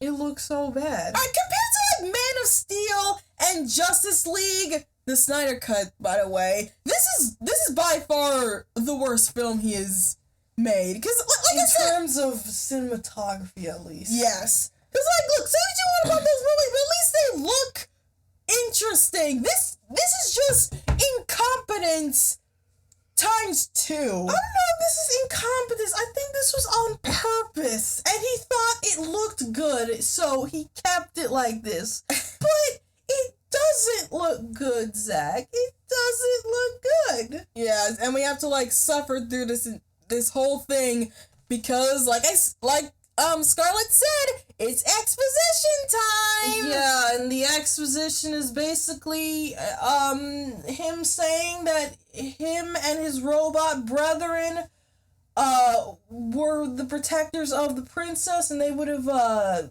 risked their lives for her, and he's telling this random girl this because she reminds him of her. This is not For some reason. Okay, here's the thing. Okay. I thought this robot was gonna be interesting. Okay, let me explain. Okay, this robot has served the king and queen their whole life, and then they died, and now he's purposeless. He's just he has the mental capacity to understand that he has no purpose other than serving the empire, even though the king and queen is dead. He's like in a depressed state. So he sees this girl, and the girl basically reminds him of like the good old days of the times when the king and queen was there and the empire was there and he had purpose in his life. And you even see that emotion because after he like expositions, the girl like puts a flower on his head and his face, his cheeks or whatever, it makes like a red, and it shows that he's blushing. All right, guys, we're gonna It shows that he's blushing, and I'm like, oh, this robot shows that he has emotion. He has like a conscience. So, because like the girl is talking, and she puts the crown on his head, and he shows emotion that what she is doing like pleases him, and I'm like, okay, that's interesting. Robots having emotion is interesting. Like Wall-E, Iron Giant, all of those movies show robots having a sense of attachment to a human character. So I thought, okay, that's interesting. This robot has the ability to feel. He has the ability to convey emotions like a normal person. And I thought maybe this robot might be interesting in the story. I thought he was I disagree. I see this as a problem. Why? This is the first time we have seen this robot, and just right off the bat, this robot seems like he's sentient. Right off the bat! What's wrong with that? First of all, there is no explanation as to why this robot's sentient. Why is this robot programmed this way? How did it, gain, human feelings? If it didn't, and it's just how it works, who programmed this robot, and why is it programmed this way? Why didn't they, change their programming after their previous purpose was lost? Also, what do they... Yeah, the movie never explains what they do after they're done with their service. Well, it seems like he's just a service robot, but the movie just plops on you that this robot's just sentient. It's just basically sentient. And I'm just what? Okay, first of all, let's calm down for a second. But like I said, it's like Wall-E or Iron Giant. Those movies show. Yeah, but those movies spent an entire movie showing how those robots were sentient. We are 30 minutes into this movie. We are 30 minutes into this movie, and we have just been introduced to this character in 5 minutes, and what, guys, guess what? He's sentient. I'm like, what, huh? First, there's so many questions that never gets answered in this movie. Not even a little bit. And we just move on from that. The robot's just sentient. It seems he has an affinity to the princess. This girl reminds him of the princess, and he seems that he likes the girl. Okay. At least they showed something interesting other than bad guys being bad, This is a good change of pace after the cartoonishly evil. Yeah, but none of this is explained or even explored. He's just sentient. And we just went on a whole exposition dump of stuff that's not even gonna matter in this movie. Well, okay. Well, we don't know that. No, I mean, in this movie, it's not gonna matter. It's probably gonna matter either in the next movie or the 4-hour cut of this movie. But in this movie, it's not gonna matter. And the robot being sentient thing is not explained in this movie. So all I have are questions. Questions about why this robot is programmed this way, how it even has sentience, why the Empire at this point even allowed these robots to still have sentience, and the whole exposition dump about the daughter and what that has to do with this random girl on this tiny village farm. Yeah. Well, I liked it. I appreciated it. Well, to each their own, but I only see problems with this. Yeah, okay, so after this riveting scene, is this the scene where they all, like, meet up and say, let's just do what the Empire wants? Is that where they... Because I thought it was the rape scene next. No, we're gonna get to that scene. No, I think it's, like, before that. Before that scene happens, I think... Yeah, because, like... This is the scene where they're like, this is the scene where, like, the village all meets up, and they're like, oh, yeah, let's just do what the Empire wants, so that, You mean, like, take their deal? yeah, so they can, like... Oh, it is. Yeah, it is. Okay, so they're all blaming Gunner for some reason. I'm like, what? What do you mean? How is this Gunner's fault? Yeah, he tried to de-escalate the situation. You're the one who lied like an idiot. Well, this seems like a random villager. It's not even Sindri. But I don't know why everyone's blaming Sindri when Sindri was the one that made the conscious decision of telling the dumbest lie on planet Earth. Yeah. Like, so anyway, so everyone's arguing about what they should do. Some people are saying that they should, like, just, give in and make the deal with the Empire. But some of them, I'm pretty sure, am I right? I think some of them say... Yeah, some of them say that let's work with the Empire so they won't, kill us or leave us or, like, let us, or won't, like, conform to, like, their previous deal. Because basically, they're in hot water now. They have to serve the Empire whether they like it or not. Yeah, so it seems like they all come to the consensus, because I guess the guy that, heard, that, Korra's adoptive father wanted to set Korra up with, he, like, basically convinces the people to just do what the Empire says. Yeah, so no one else could get hurt. Yeah, just do what the Empire says. They won't hurt us. They won't kill us. Let's just give them what they want, and we'll appease them. And immediately at that, Korra wants to leave. Okay, yeah. Korra's leaving the planet? Is Korra leaving? I think so. First of all, where the hell is Korra? First of all, I just realized something. Korra is still here, and none of the Empire soldiers have recognized who she is, and that's going to be very relevant. Yeah, that's confusing, because even though it's hinted that she has a past with them, she shows her face now? She doesn't show her face at all. Like, she doesn't show her face when Sindri dies, when the Empire is making camp. She's in the back, but, like, they show a shot of her out in the open when when Noble was walking with Sindri. Yeah, so I'm like, did nobody see her? Like, nobody? No, okay, well... Okay. So I guess she was in hiding. Yeah, and then she decides to leave, and I'm just like, where are you going? What are you going to do? Well, I guess she's leaving so that the Empire doesn't, like, recognize her? Yeah, but she's lived in this village long enough.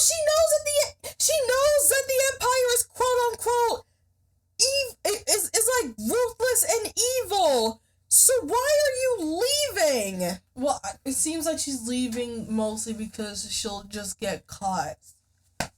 So you're not even gonna attempt to help them? You're just gonna leave them to starve and become property of the Empire? Yeah, what a great... Yeah, it seems like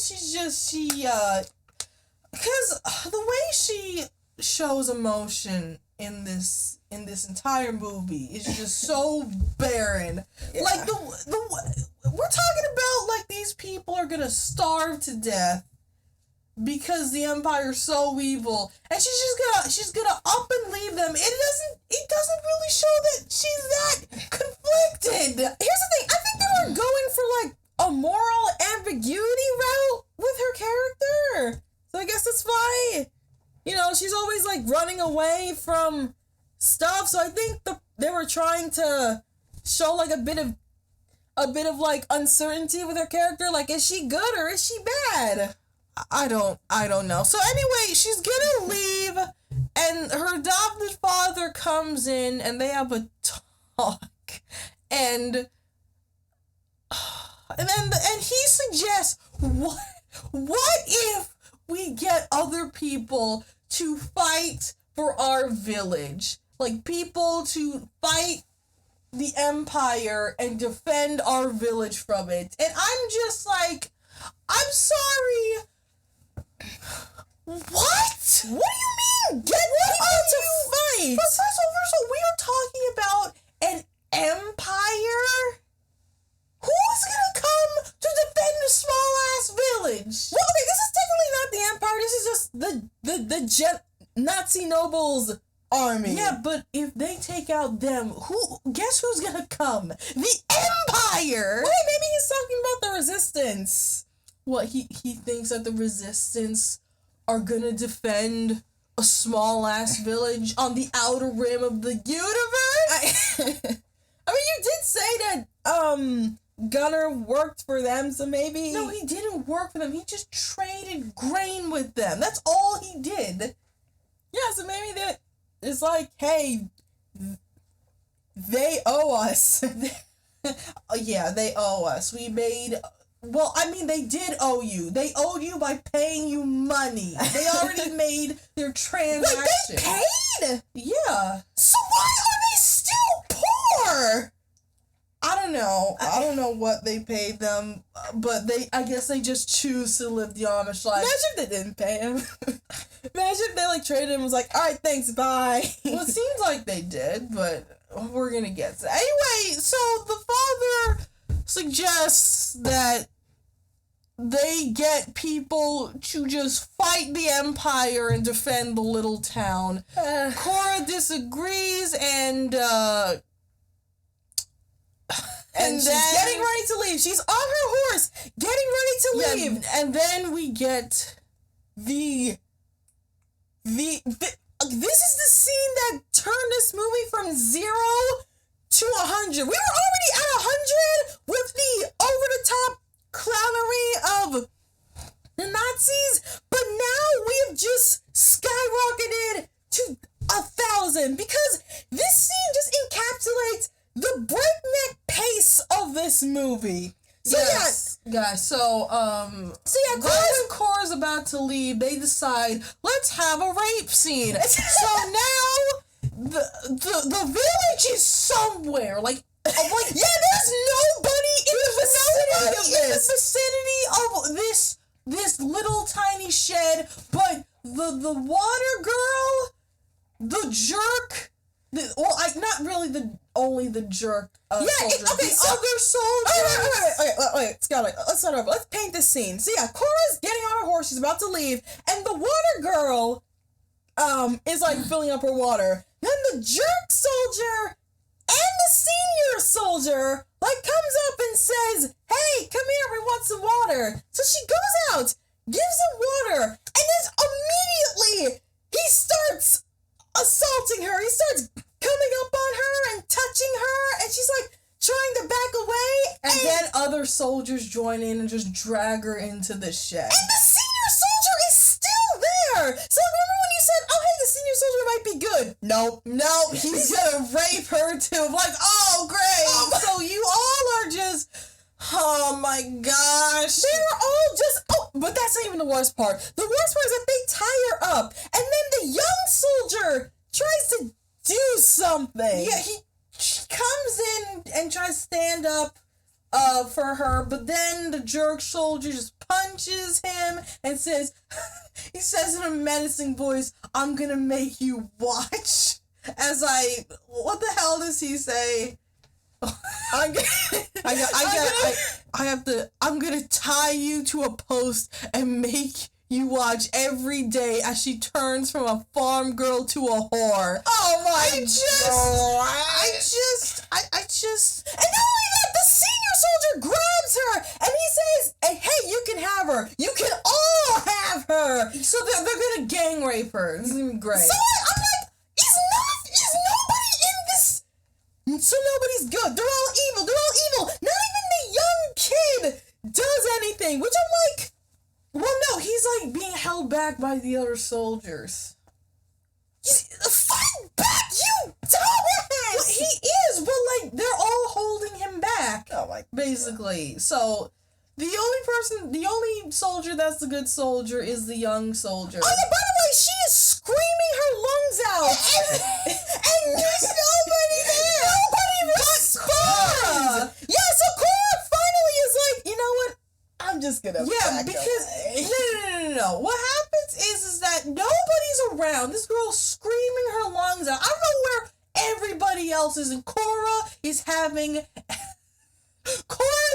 a mental dilemma. Should she leave and allow this girl to be gang raped, or should she stand up for her and fight for her? I'm like, bitch, what? What do you mean? This is she's acting like this is the trolley incident. Should I say 5 people or 1? This is not the trolley incident. It's 2 things. Either let this girl get assaulted or fight. What do you think is the dilemma? Should you help this girl that you know that you lived with for a good amount of time? Let her be raped by these random soldiers that you yourself have described as evil? Or should you just risk it all and leave and like... Okay, look, I have no words. I have no words. Because, like, they really act like this is some type of dilemma with her character. I'm like, no, if she leaves, she's just an asshole and a very terrible person. Of course she's gonna go back, but what the hell are you talking about? Like I said, they were trying to do, like, moral ambiguity. Like, is she good or is she evil? This is not moral ambiguity. This is like stupidity and terrible writing dressed as moral ambiguity. Yeah. This is like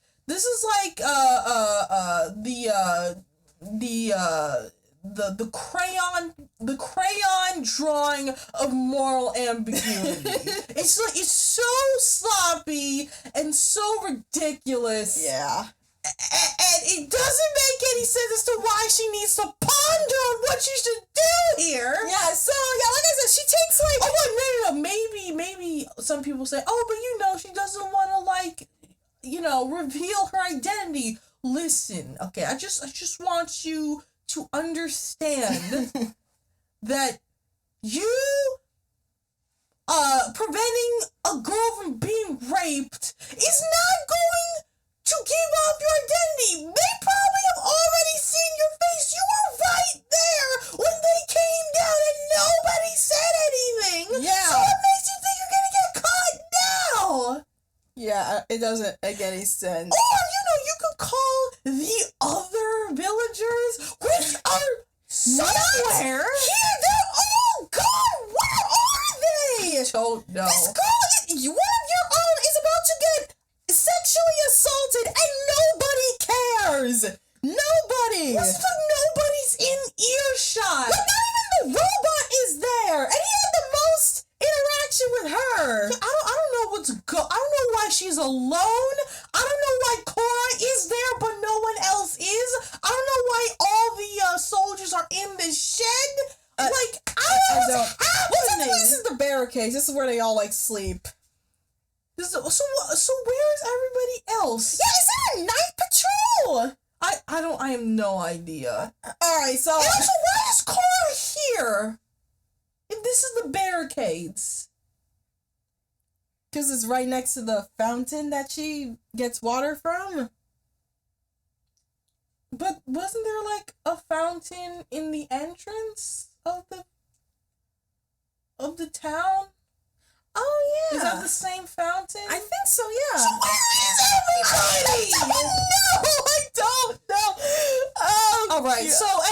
the gang rape scene's about to happen. Cora needs to decide whether she needs to save her friend or let her get raped. Yeah, so after pondering on this for 5 minutes, she finally comes out and do something, and we get our first... Oh my, yeah, she picks up an axe. Our first action scene. Yeah, she picks up an axe. Oh my gosh, she picks up an axe and confronts them.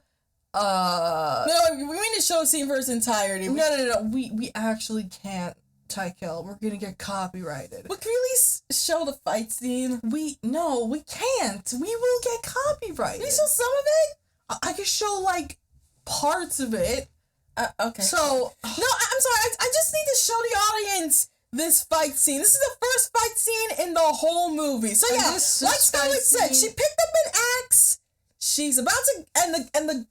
I think... Is it the jerk soldier? No, this is not the jerk. This is just a random soldier. Alright, so a random soldier goes up to her, points a gun in her face, and is like, alright, give me the axe and nothing will happen. Yeah. And then, oh gosh, we need to show this in its entirety. She's about to give him the axe, and then... For copyright, guys. We're only going to show a snippet, but this is what happens. Copyright, guys. I'm sorry, but I do not want our video to get taken down. What?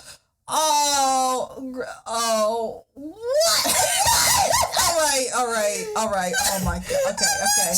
Okay. No. This is already. I completely forgot that this happened. So there were actually 2 soldiers pointing guns at her. Oh gosh.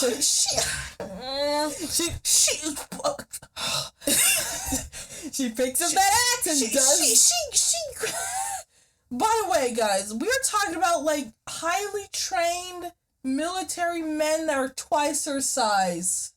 And somehow, she grappled the gun from the first guy.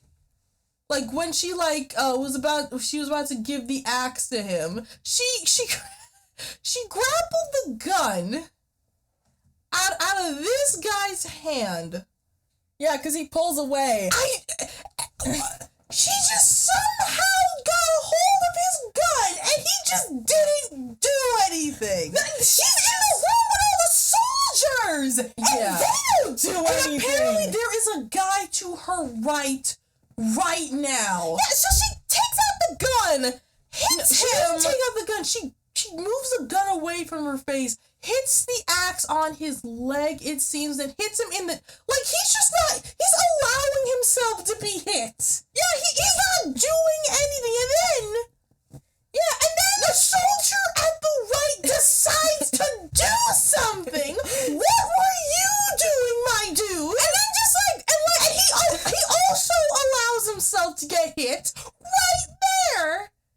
And then she just axes him and kills him.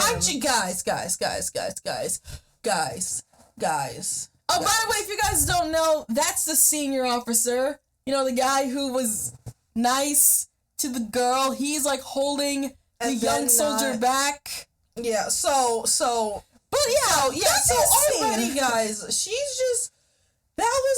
2 soldiers just didn't do anything. They just allowed themselves to get hit, and somehow she was able to grapple the guns out of their hands, even though they had it right there in her face. Like, what's the point of being held at gunpoint? You're not gonna do anything. Yeah. And also, once again, guys, these are military soldiers. I know she's also a military soldier. No, you spoiled it! Listen, alright! You know, I was gonna, do, the big reveal that, up to this point we know that she's a fighter. She literally said she's a child of war. What do you think that means, Tykel? Well, that could mean anything. She could have been a prisoner. She could have, yeah, that's the only...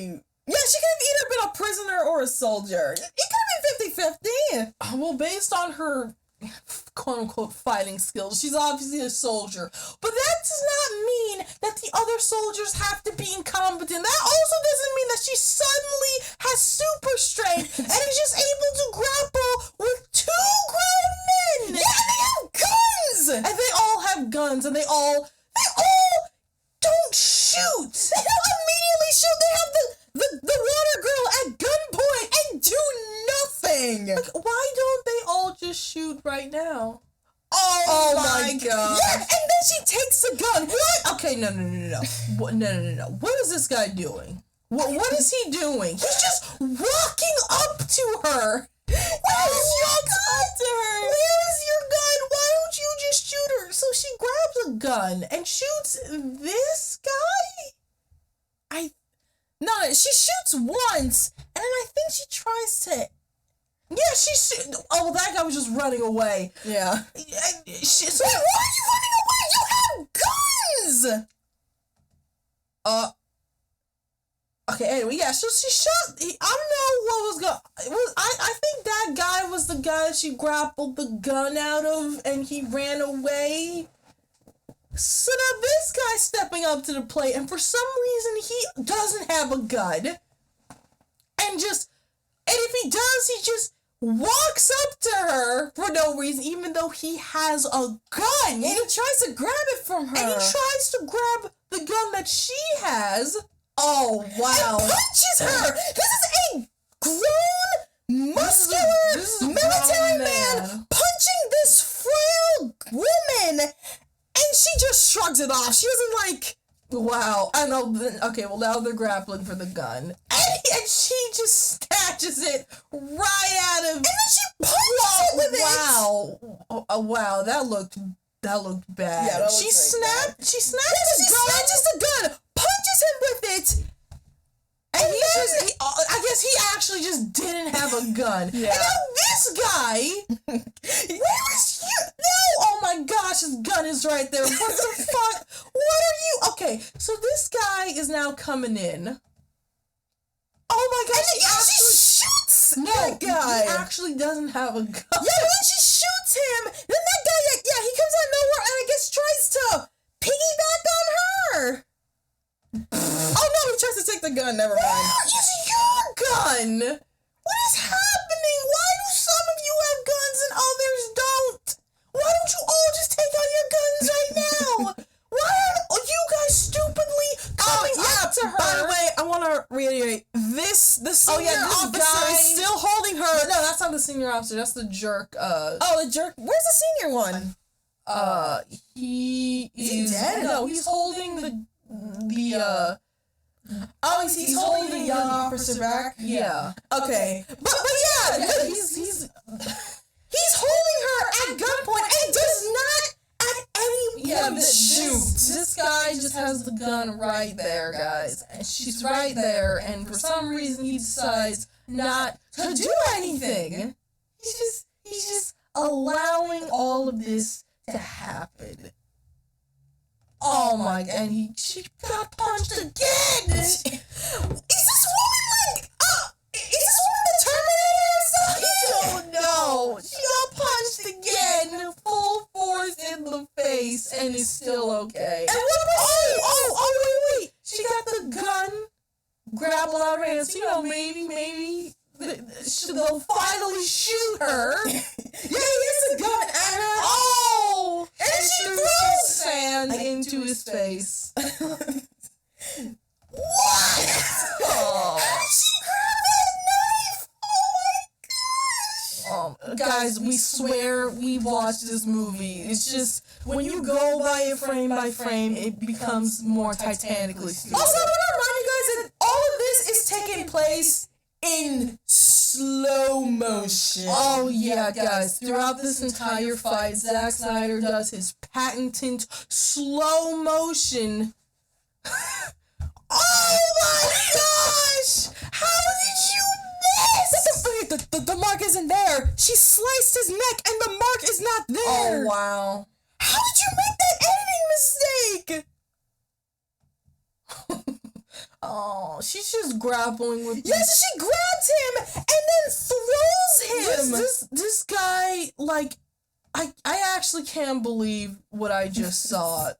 This dude just doesn't have a gun.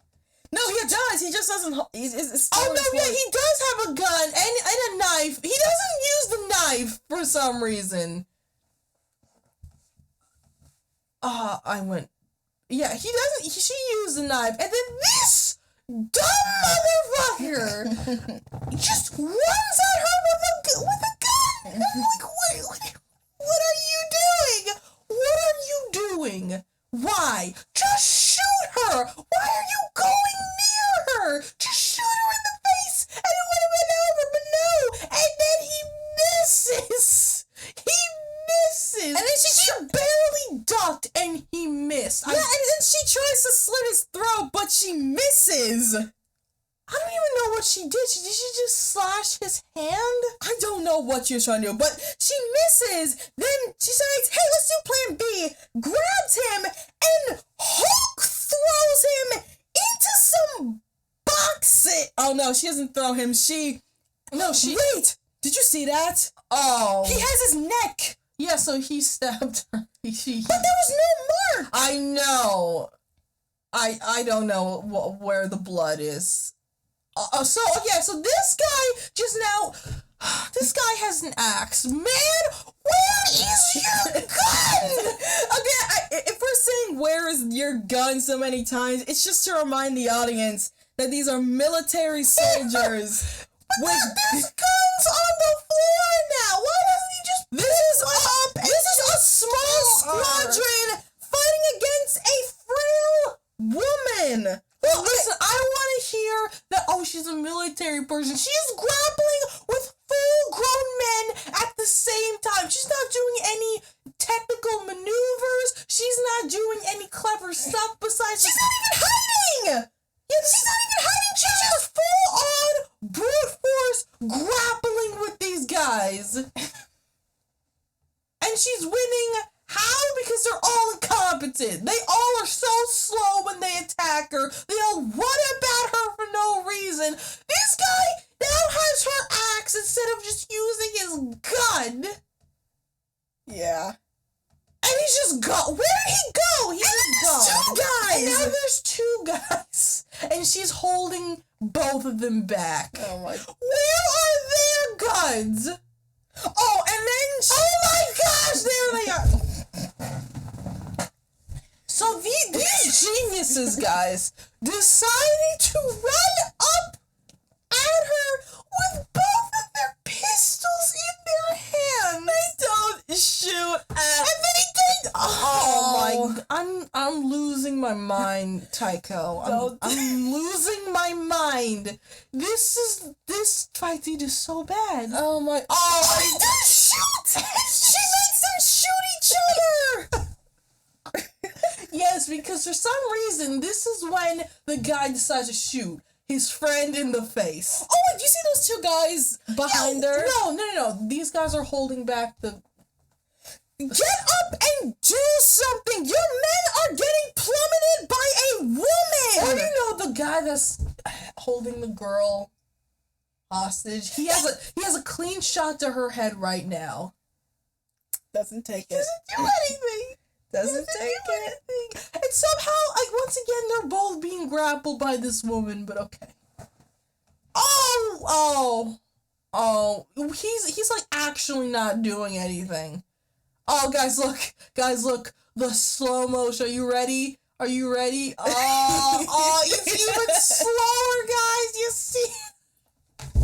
This is showing the impact of that scene. The impact of his face being planted into the ground, guys. Just beautiful. Oh, by the way, I'd like to remind everyone that the jerk soldier is still pointing a gun at her. She's right there. What? He's not even... Oh, no. She's right there. He has a clear shot. And nothing. He doesn't do anything. Oh my gosh, no. It's gonna happen again. It's gonna happen again. This guy has an axe. Wait, where? Wait, God! What? Oh yeah, why doesn't she use the gun? gun. Yeah, she's just not using the gun. What? You haven't pointed at her head. No. Did you? No. Scarlet. You don't. Did you just see what just happened? Did you? Oh my gosh. I'm sorry. I'm fucking mixing up our dates. This scene is just so stupid. I'm getting flabbergasted. Tykel, do you understand what just happened? Yes. This man, with the full force of both of his hands and his body, hit this girl with a knife. No. It's even worse. Oh no. He, with the full force of his body, brought down an axe to her face, and she held it up with one arm. Twisted? No, this is her arm. This is the thing that's blocking him from bringing the axe down to her No, but in face. this shot, it looks like her arm is like inverted. Yeah, that looks a little weird. Yeah. Yeah. It's inverted! It is? Yeah, look! Look at her arm! Look at her arm and look at the gun. Her arm is backwards and she's holding the gun. I think that's you're seeing it from a weird angle. She's doing this. She's doing what? This. Oh, she's just... That's a weird way to just do a block. Yeah, well, she's in this awkward position, so... But she somehow just blocked all that force with one arm, because I guess she's a super soldier, I guess. How did you do that? She got the super serum from Captain America. I don't think even a guy could do this. Like, what? How? Oh, whatever. Anyway. And now... Oh, she shoots him! No, the guy shot him. Because he's an idiot. Why did he shoot? Why? He just completely missed. How did you miss? Because she's in front of the guy. Oh, okay. Even though she's on the ground, why did you aim high if you were... Anyway, so yeah, he shot his friend like a dumbass again. And then the young soldier finally decides, No, because I'm gonna fight now. Yeah, because this guy just decides to take out his gun, and I guess it allowed him to grapple himself free and grab his gun and shoot him. Okay, so he's obviously on the good guy's side. Yeah. So that means... What? Alright. Where were you? What were you doing? Oh, guess what, guys? He misses. He shot multiple rounds and missed. Oh. Missed. Okay. And then she just runs. Why is she running to him? Just shoot him. Oh. What are you doing? Oh my goodness. Okay. And she just jumps on him for some reason and shoots him in the head. Why? And the guy is still there. Oh my gosh. The guy still doesn't do anything. Also, why didn't the young soldier shoot the jerk soldier? Yeah, what is he doing right now? You're right, Taika. What is he actually doing right now? I don't know. He got loose 2 minutes ago. Why didn't he try and help her in any capacity? Why doesn't he shoot the guy right now? I don't know. So yeah, the two of them... Yeah, and so now he's got the girl at gunpoint. And he says, don't move or I'll shoot. I'm like, why didn't you shoot her at any point of this long-ass fight scene? Yeah. By the way, where were you? Oh You're a soldier. You know precision aim. Shoot him. Yeah, this guy is not... This guy's not really in a good position right now. His head is just fully exposed. But, he's got the girl at gunpoint. So you think, all right, I'm going to shoot her. I'm going to escape. I don't know how he's going to escape. But, hey, at least he's going to try something. That's what a smart person would do. Yeah. no. Look, guys, the robot. He's here. Why is he here but nobody else? Where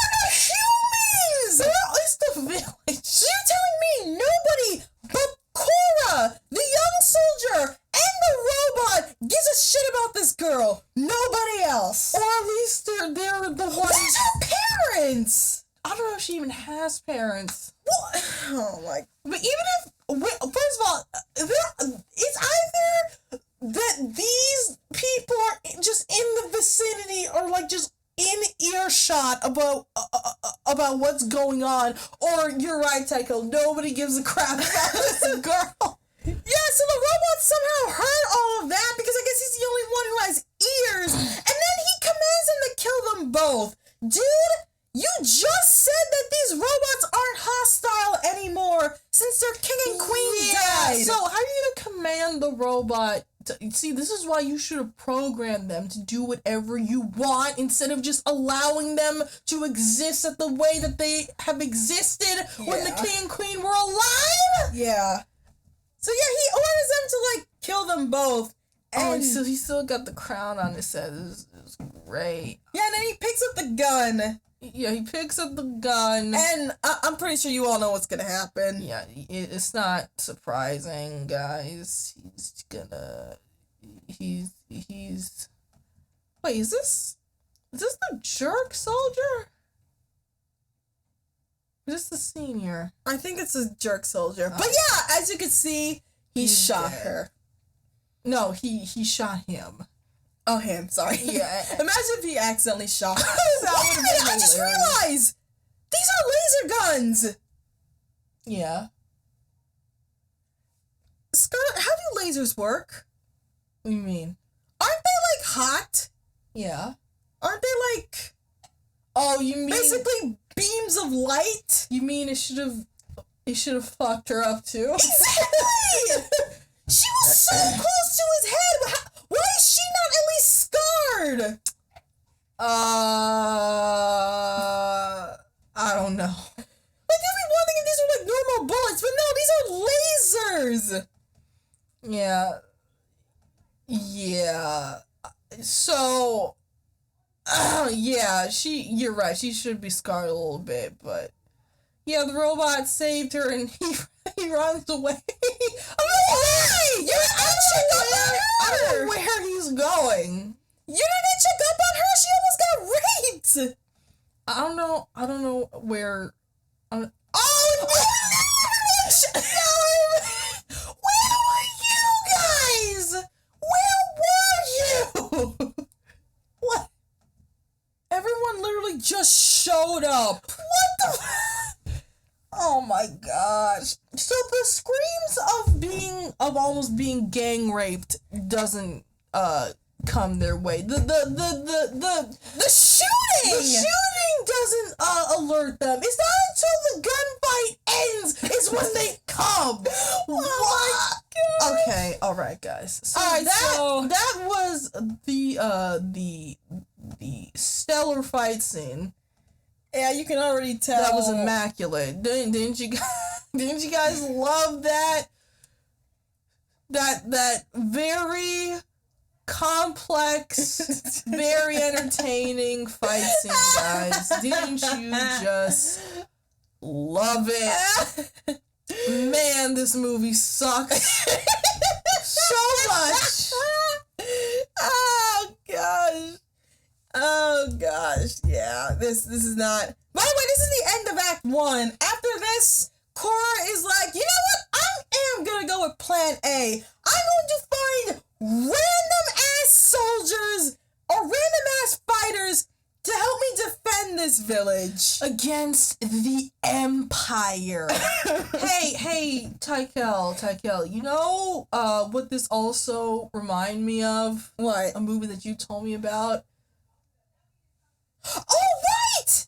Right! Okay, so, wait, no, well, I'm gonna talk about this. So, yeah, so basically the way our Act 1 ends is that she and Gunner goes out and, like, tries to find suitable warriors to help defend their village. And when I saw this, I immediately thought, oh my gosh, this is Magnificent Seven! This is Magnificent Seven! Oh my gosh, I love that movie! Okay, so you guys don't know, I think back in the mid-2010s, yeah, the mid to late 2010s, There was this movie called The Magnificent Seven. Oh, this is older than I thought. Okay, so yeah, there's this movie called The Magnificent Seven, and it was a cowboy movie in the 1960s, which was inspired by a Japanese movie called The Seven Samurai. Now, they both have the same premise. So The Seven Samurai is basically about these Ronin samurai coming together and defending a village from bandits. Now, in the 1960s, they adapted this into a Western action flick called The Magnificent Seven, where instead of samurai, it's cowboys. Then they recreated that movie in 2016. Yeah, so it was like mid to late 2010s. They recreated that movie called The Magnificent Seven.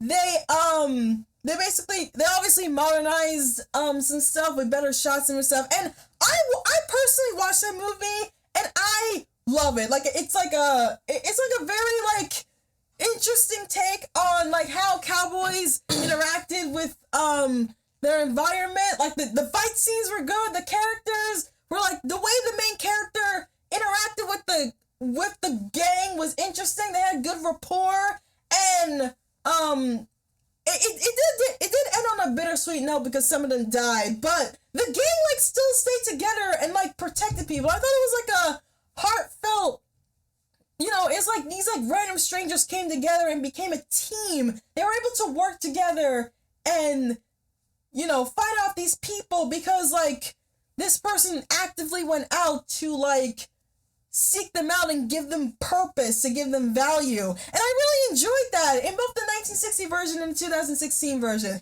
So when I saw this scene, when she was like saying, hey, I'm gonna go get villagers to like, I'm gonna help you villagers and find warriors to help them. I'm like, oh hell yeah, we're gonna do Magnificent Seven style. They're gonna go out, we're gonna like explore the world, and we're gonna like find out everything.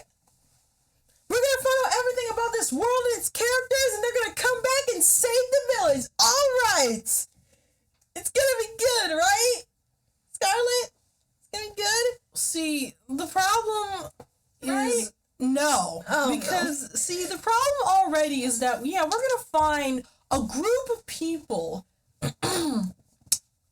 to defend our village against the Empire. I'm just like, this was stupid when the father suggested this. And it's stupid now. What makes you think that just a group of people is going to fend off the Empire? Yeah. What? This is not like, you're gonna, find a group of people to defend the village against a couple of bandits. We are talking about the Empire, the Galactic Empire. Why do you think this is a good idea? Huh, Cora? Why? Why do you think this is a good idea? I don't understand. I don't understand what she's gonna accomplish from this. I don't even know who she's gonna get. Apparently, the people on the list are the Resistance and a general. Yeah. But other than that, that's it. I'm like, okay, all right, yeah, this is a great plan, guys. Let's go to Resistance, have them be absolutely disinterested in this whole thing because this is stupid, and then get the general guy who we don't even know is alive or dead, and then just along the way just get just other random people, I guess, and let them fight against the Empire, guys. Yes, this is a great plan, Car. This is a wonderful plan. Yeah, this is not.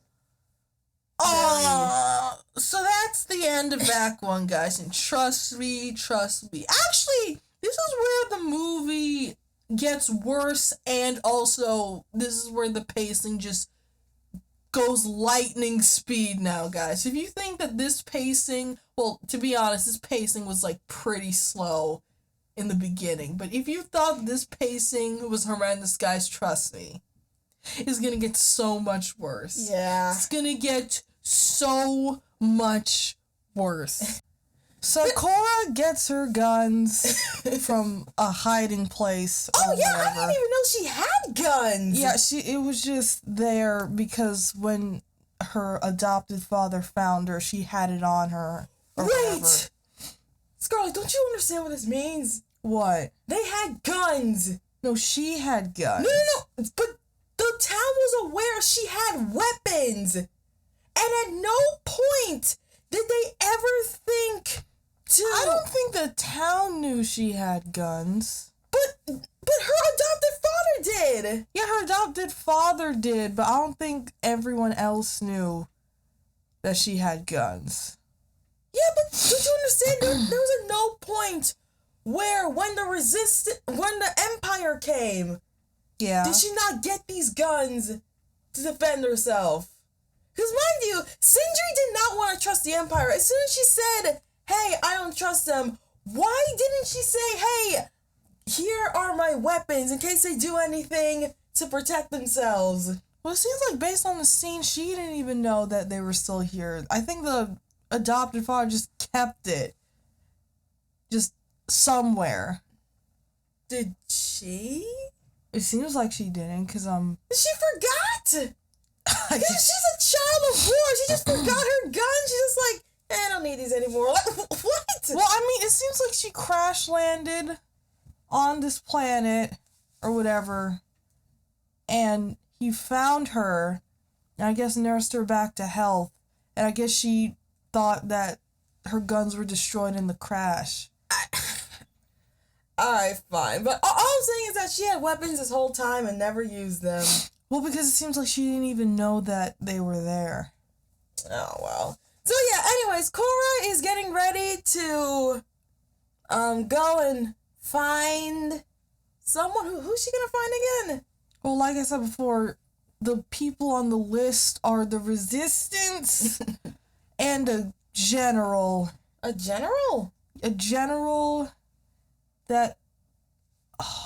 what was it? That he was against the Empire, and he led his men against the Empire until I guess he surrendered, and now no one knows where he is. So like I said, he could be dead, but this is still our best bet. We're throughout the entire galaxy, guys. We're just gonna go and try to find this one guy. Yeah. Yeah, so you think that, she would try and find information. Maybe the young soldier might know where this general is, since he's been in the Empire longer than she had. Maybe he knows some information about this general guy. Hey, maybe you think she would gang up a little posse, She would get the young soldier, the water girl who she saved because she wants to repay them.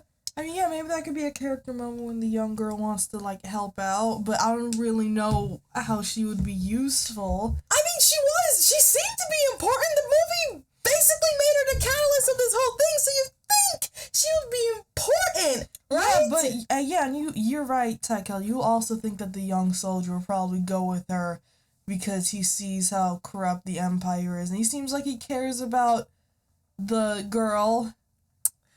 I got some news for you, ladies. Oh, and the robot. The robot. The robot is the most important thing in the world. So you think that these three and maybe people, based on his background, maybe he might have heard some stuff about what happened to the general. And maybe Gunnar said he interacted with the Resistance. Maybe he has a clue as to where he is. Now, I want you to think, who do you think she takes on this journey? Is it the soldier who knows more about the Empire than she does? Is it the water girl who might want to repay her debt for saving her? Is it the robot who's literally connected to the Empire in his database? Or is it Gunnar, a guy who met the Resistance one time and probably didn't even meet the Resistance? Because why would the actual Resistance come to this planet to get food? Exactly. So who do you think she decides to take? If you picked Gunnar, if you picked anyone but Gunnar, then congratulations, you are a better writer than Zack Snyder. Yes, guys, she takes Gunnar, the guy that has met, the guy guy that met a representative of the resistance. He even admits that he doesn't even know what this representative looks like. No, he does. No. He does know who this representative is, and based on He does. Yeah, because the next scene is that they're gonna go on their little travel to where he met the guy, so he knows what he looks like. But my problem is that this is a representative of the resistance, apparently, or at least that's what he claims to be, and you're gonna actually expect him to tell you, or to at least convince the resistance to help your little farm. You think this is gonna be a good idea? Yes. The resistance. How do you know this guy is still there as well? No idea. They're banking on wholeheartedly that the resistance is gonna help this. They're gonna pour all of their resources into this tiny little farm against the Empire. because they met one time. And they met one time, and that was for food.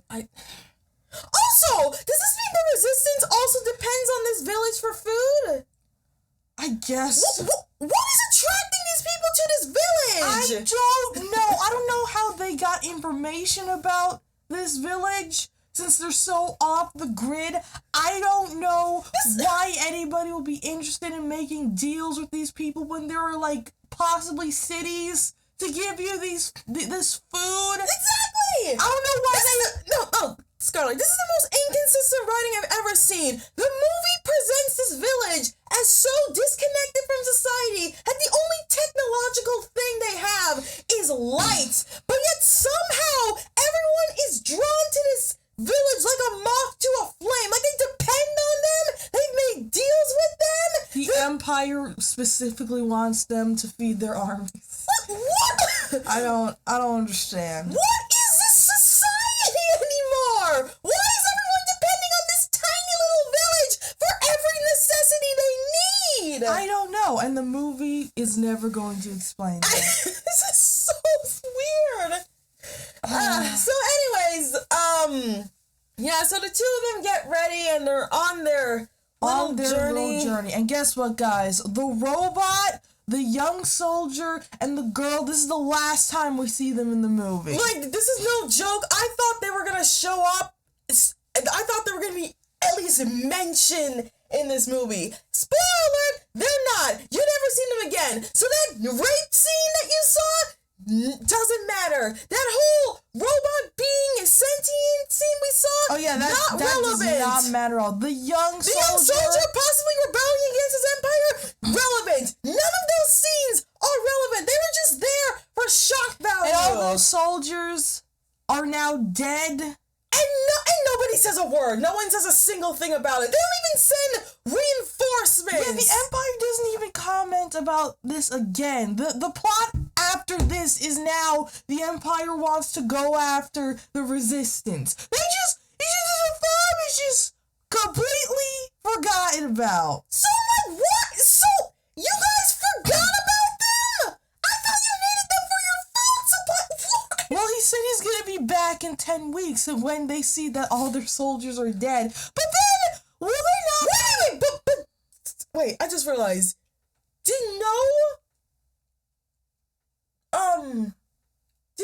Soldier, did none of them, like, send out a signal saying, hey, we're getting attacked, come quickly? No. Why? Because I guess they thought that they could have taken on one girl, but they were wrong,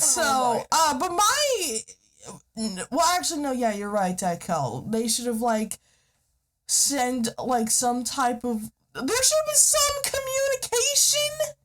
No, they just get ignored for the entire movie. Yeah, and aren't the Empire, like, gonna be curious about why their soldiers hasn't been contacting them at all. Or reporting on the progress on the farm. Yeah, especially when this farm is supposed to like feed their armies, and the general, like literally the Darth Vader equivalent, is supposed to be coming back. Wait, no, I call him Nazi Noble, remember? All right, when Nazi Noble is gonna be coming back in 10 weeks for this surplus. Oh, whatever. So they go off on their journey and they travel, for miles, or what seems to be miles. And once again, I can't dislike the shots here. I'm sorry. Look, I know this movie is incredibly stupid, but the shots kind of look good.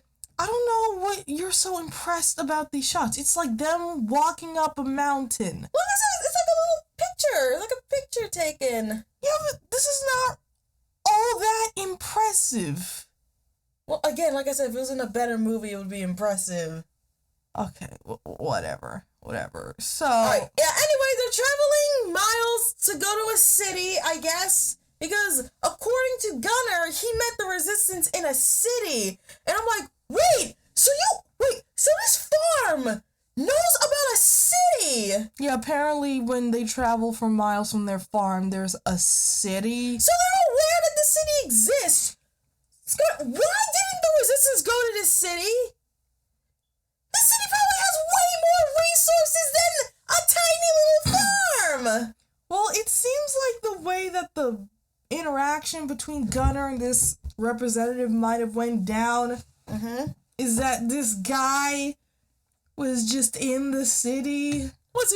So Gunner was just randomly hanging out? Yeah, he was just there. He was just there. What? So they aren't that disconnected from society. Why don't they live in the city? I don't know. Why are they choosing to live in this nomadic farm? If Gunner was in this city, then how come they don't have more technological, like, anything? Yeah.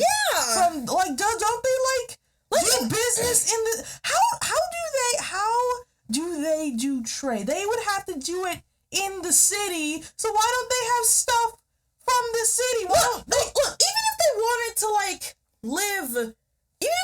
live away from like technology, like an Amish country, they still have to at least be doing trade. Otherwise, they wouldn't be so fucking poor.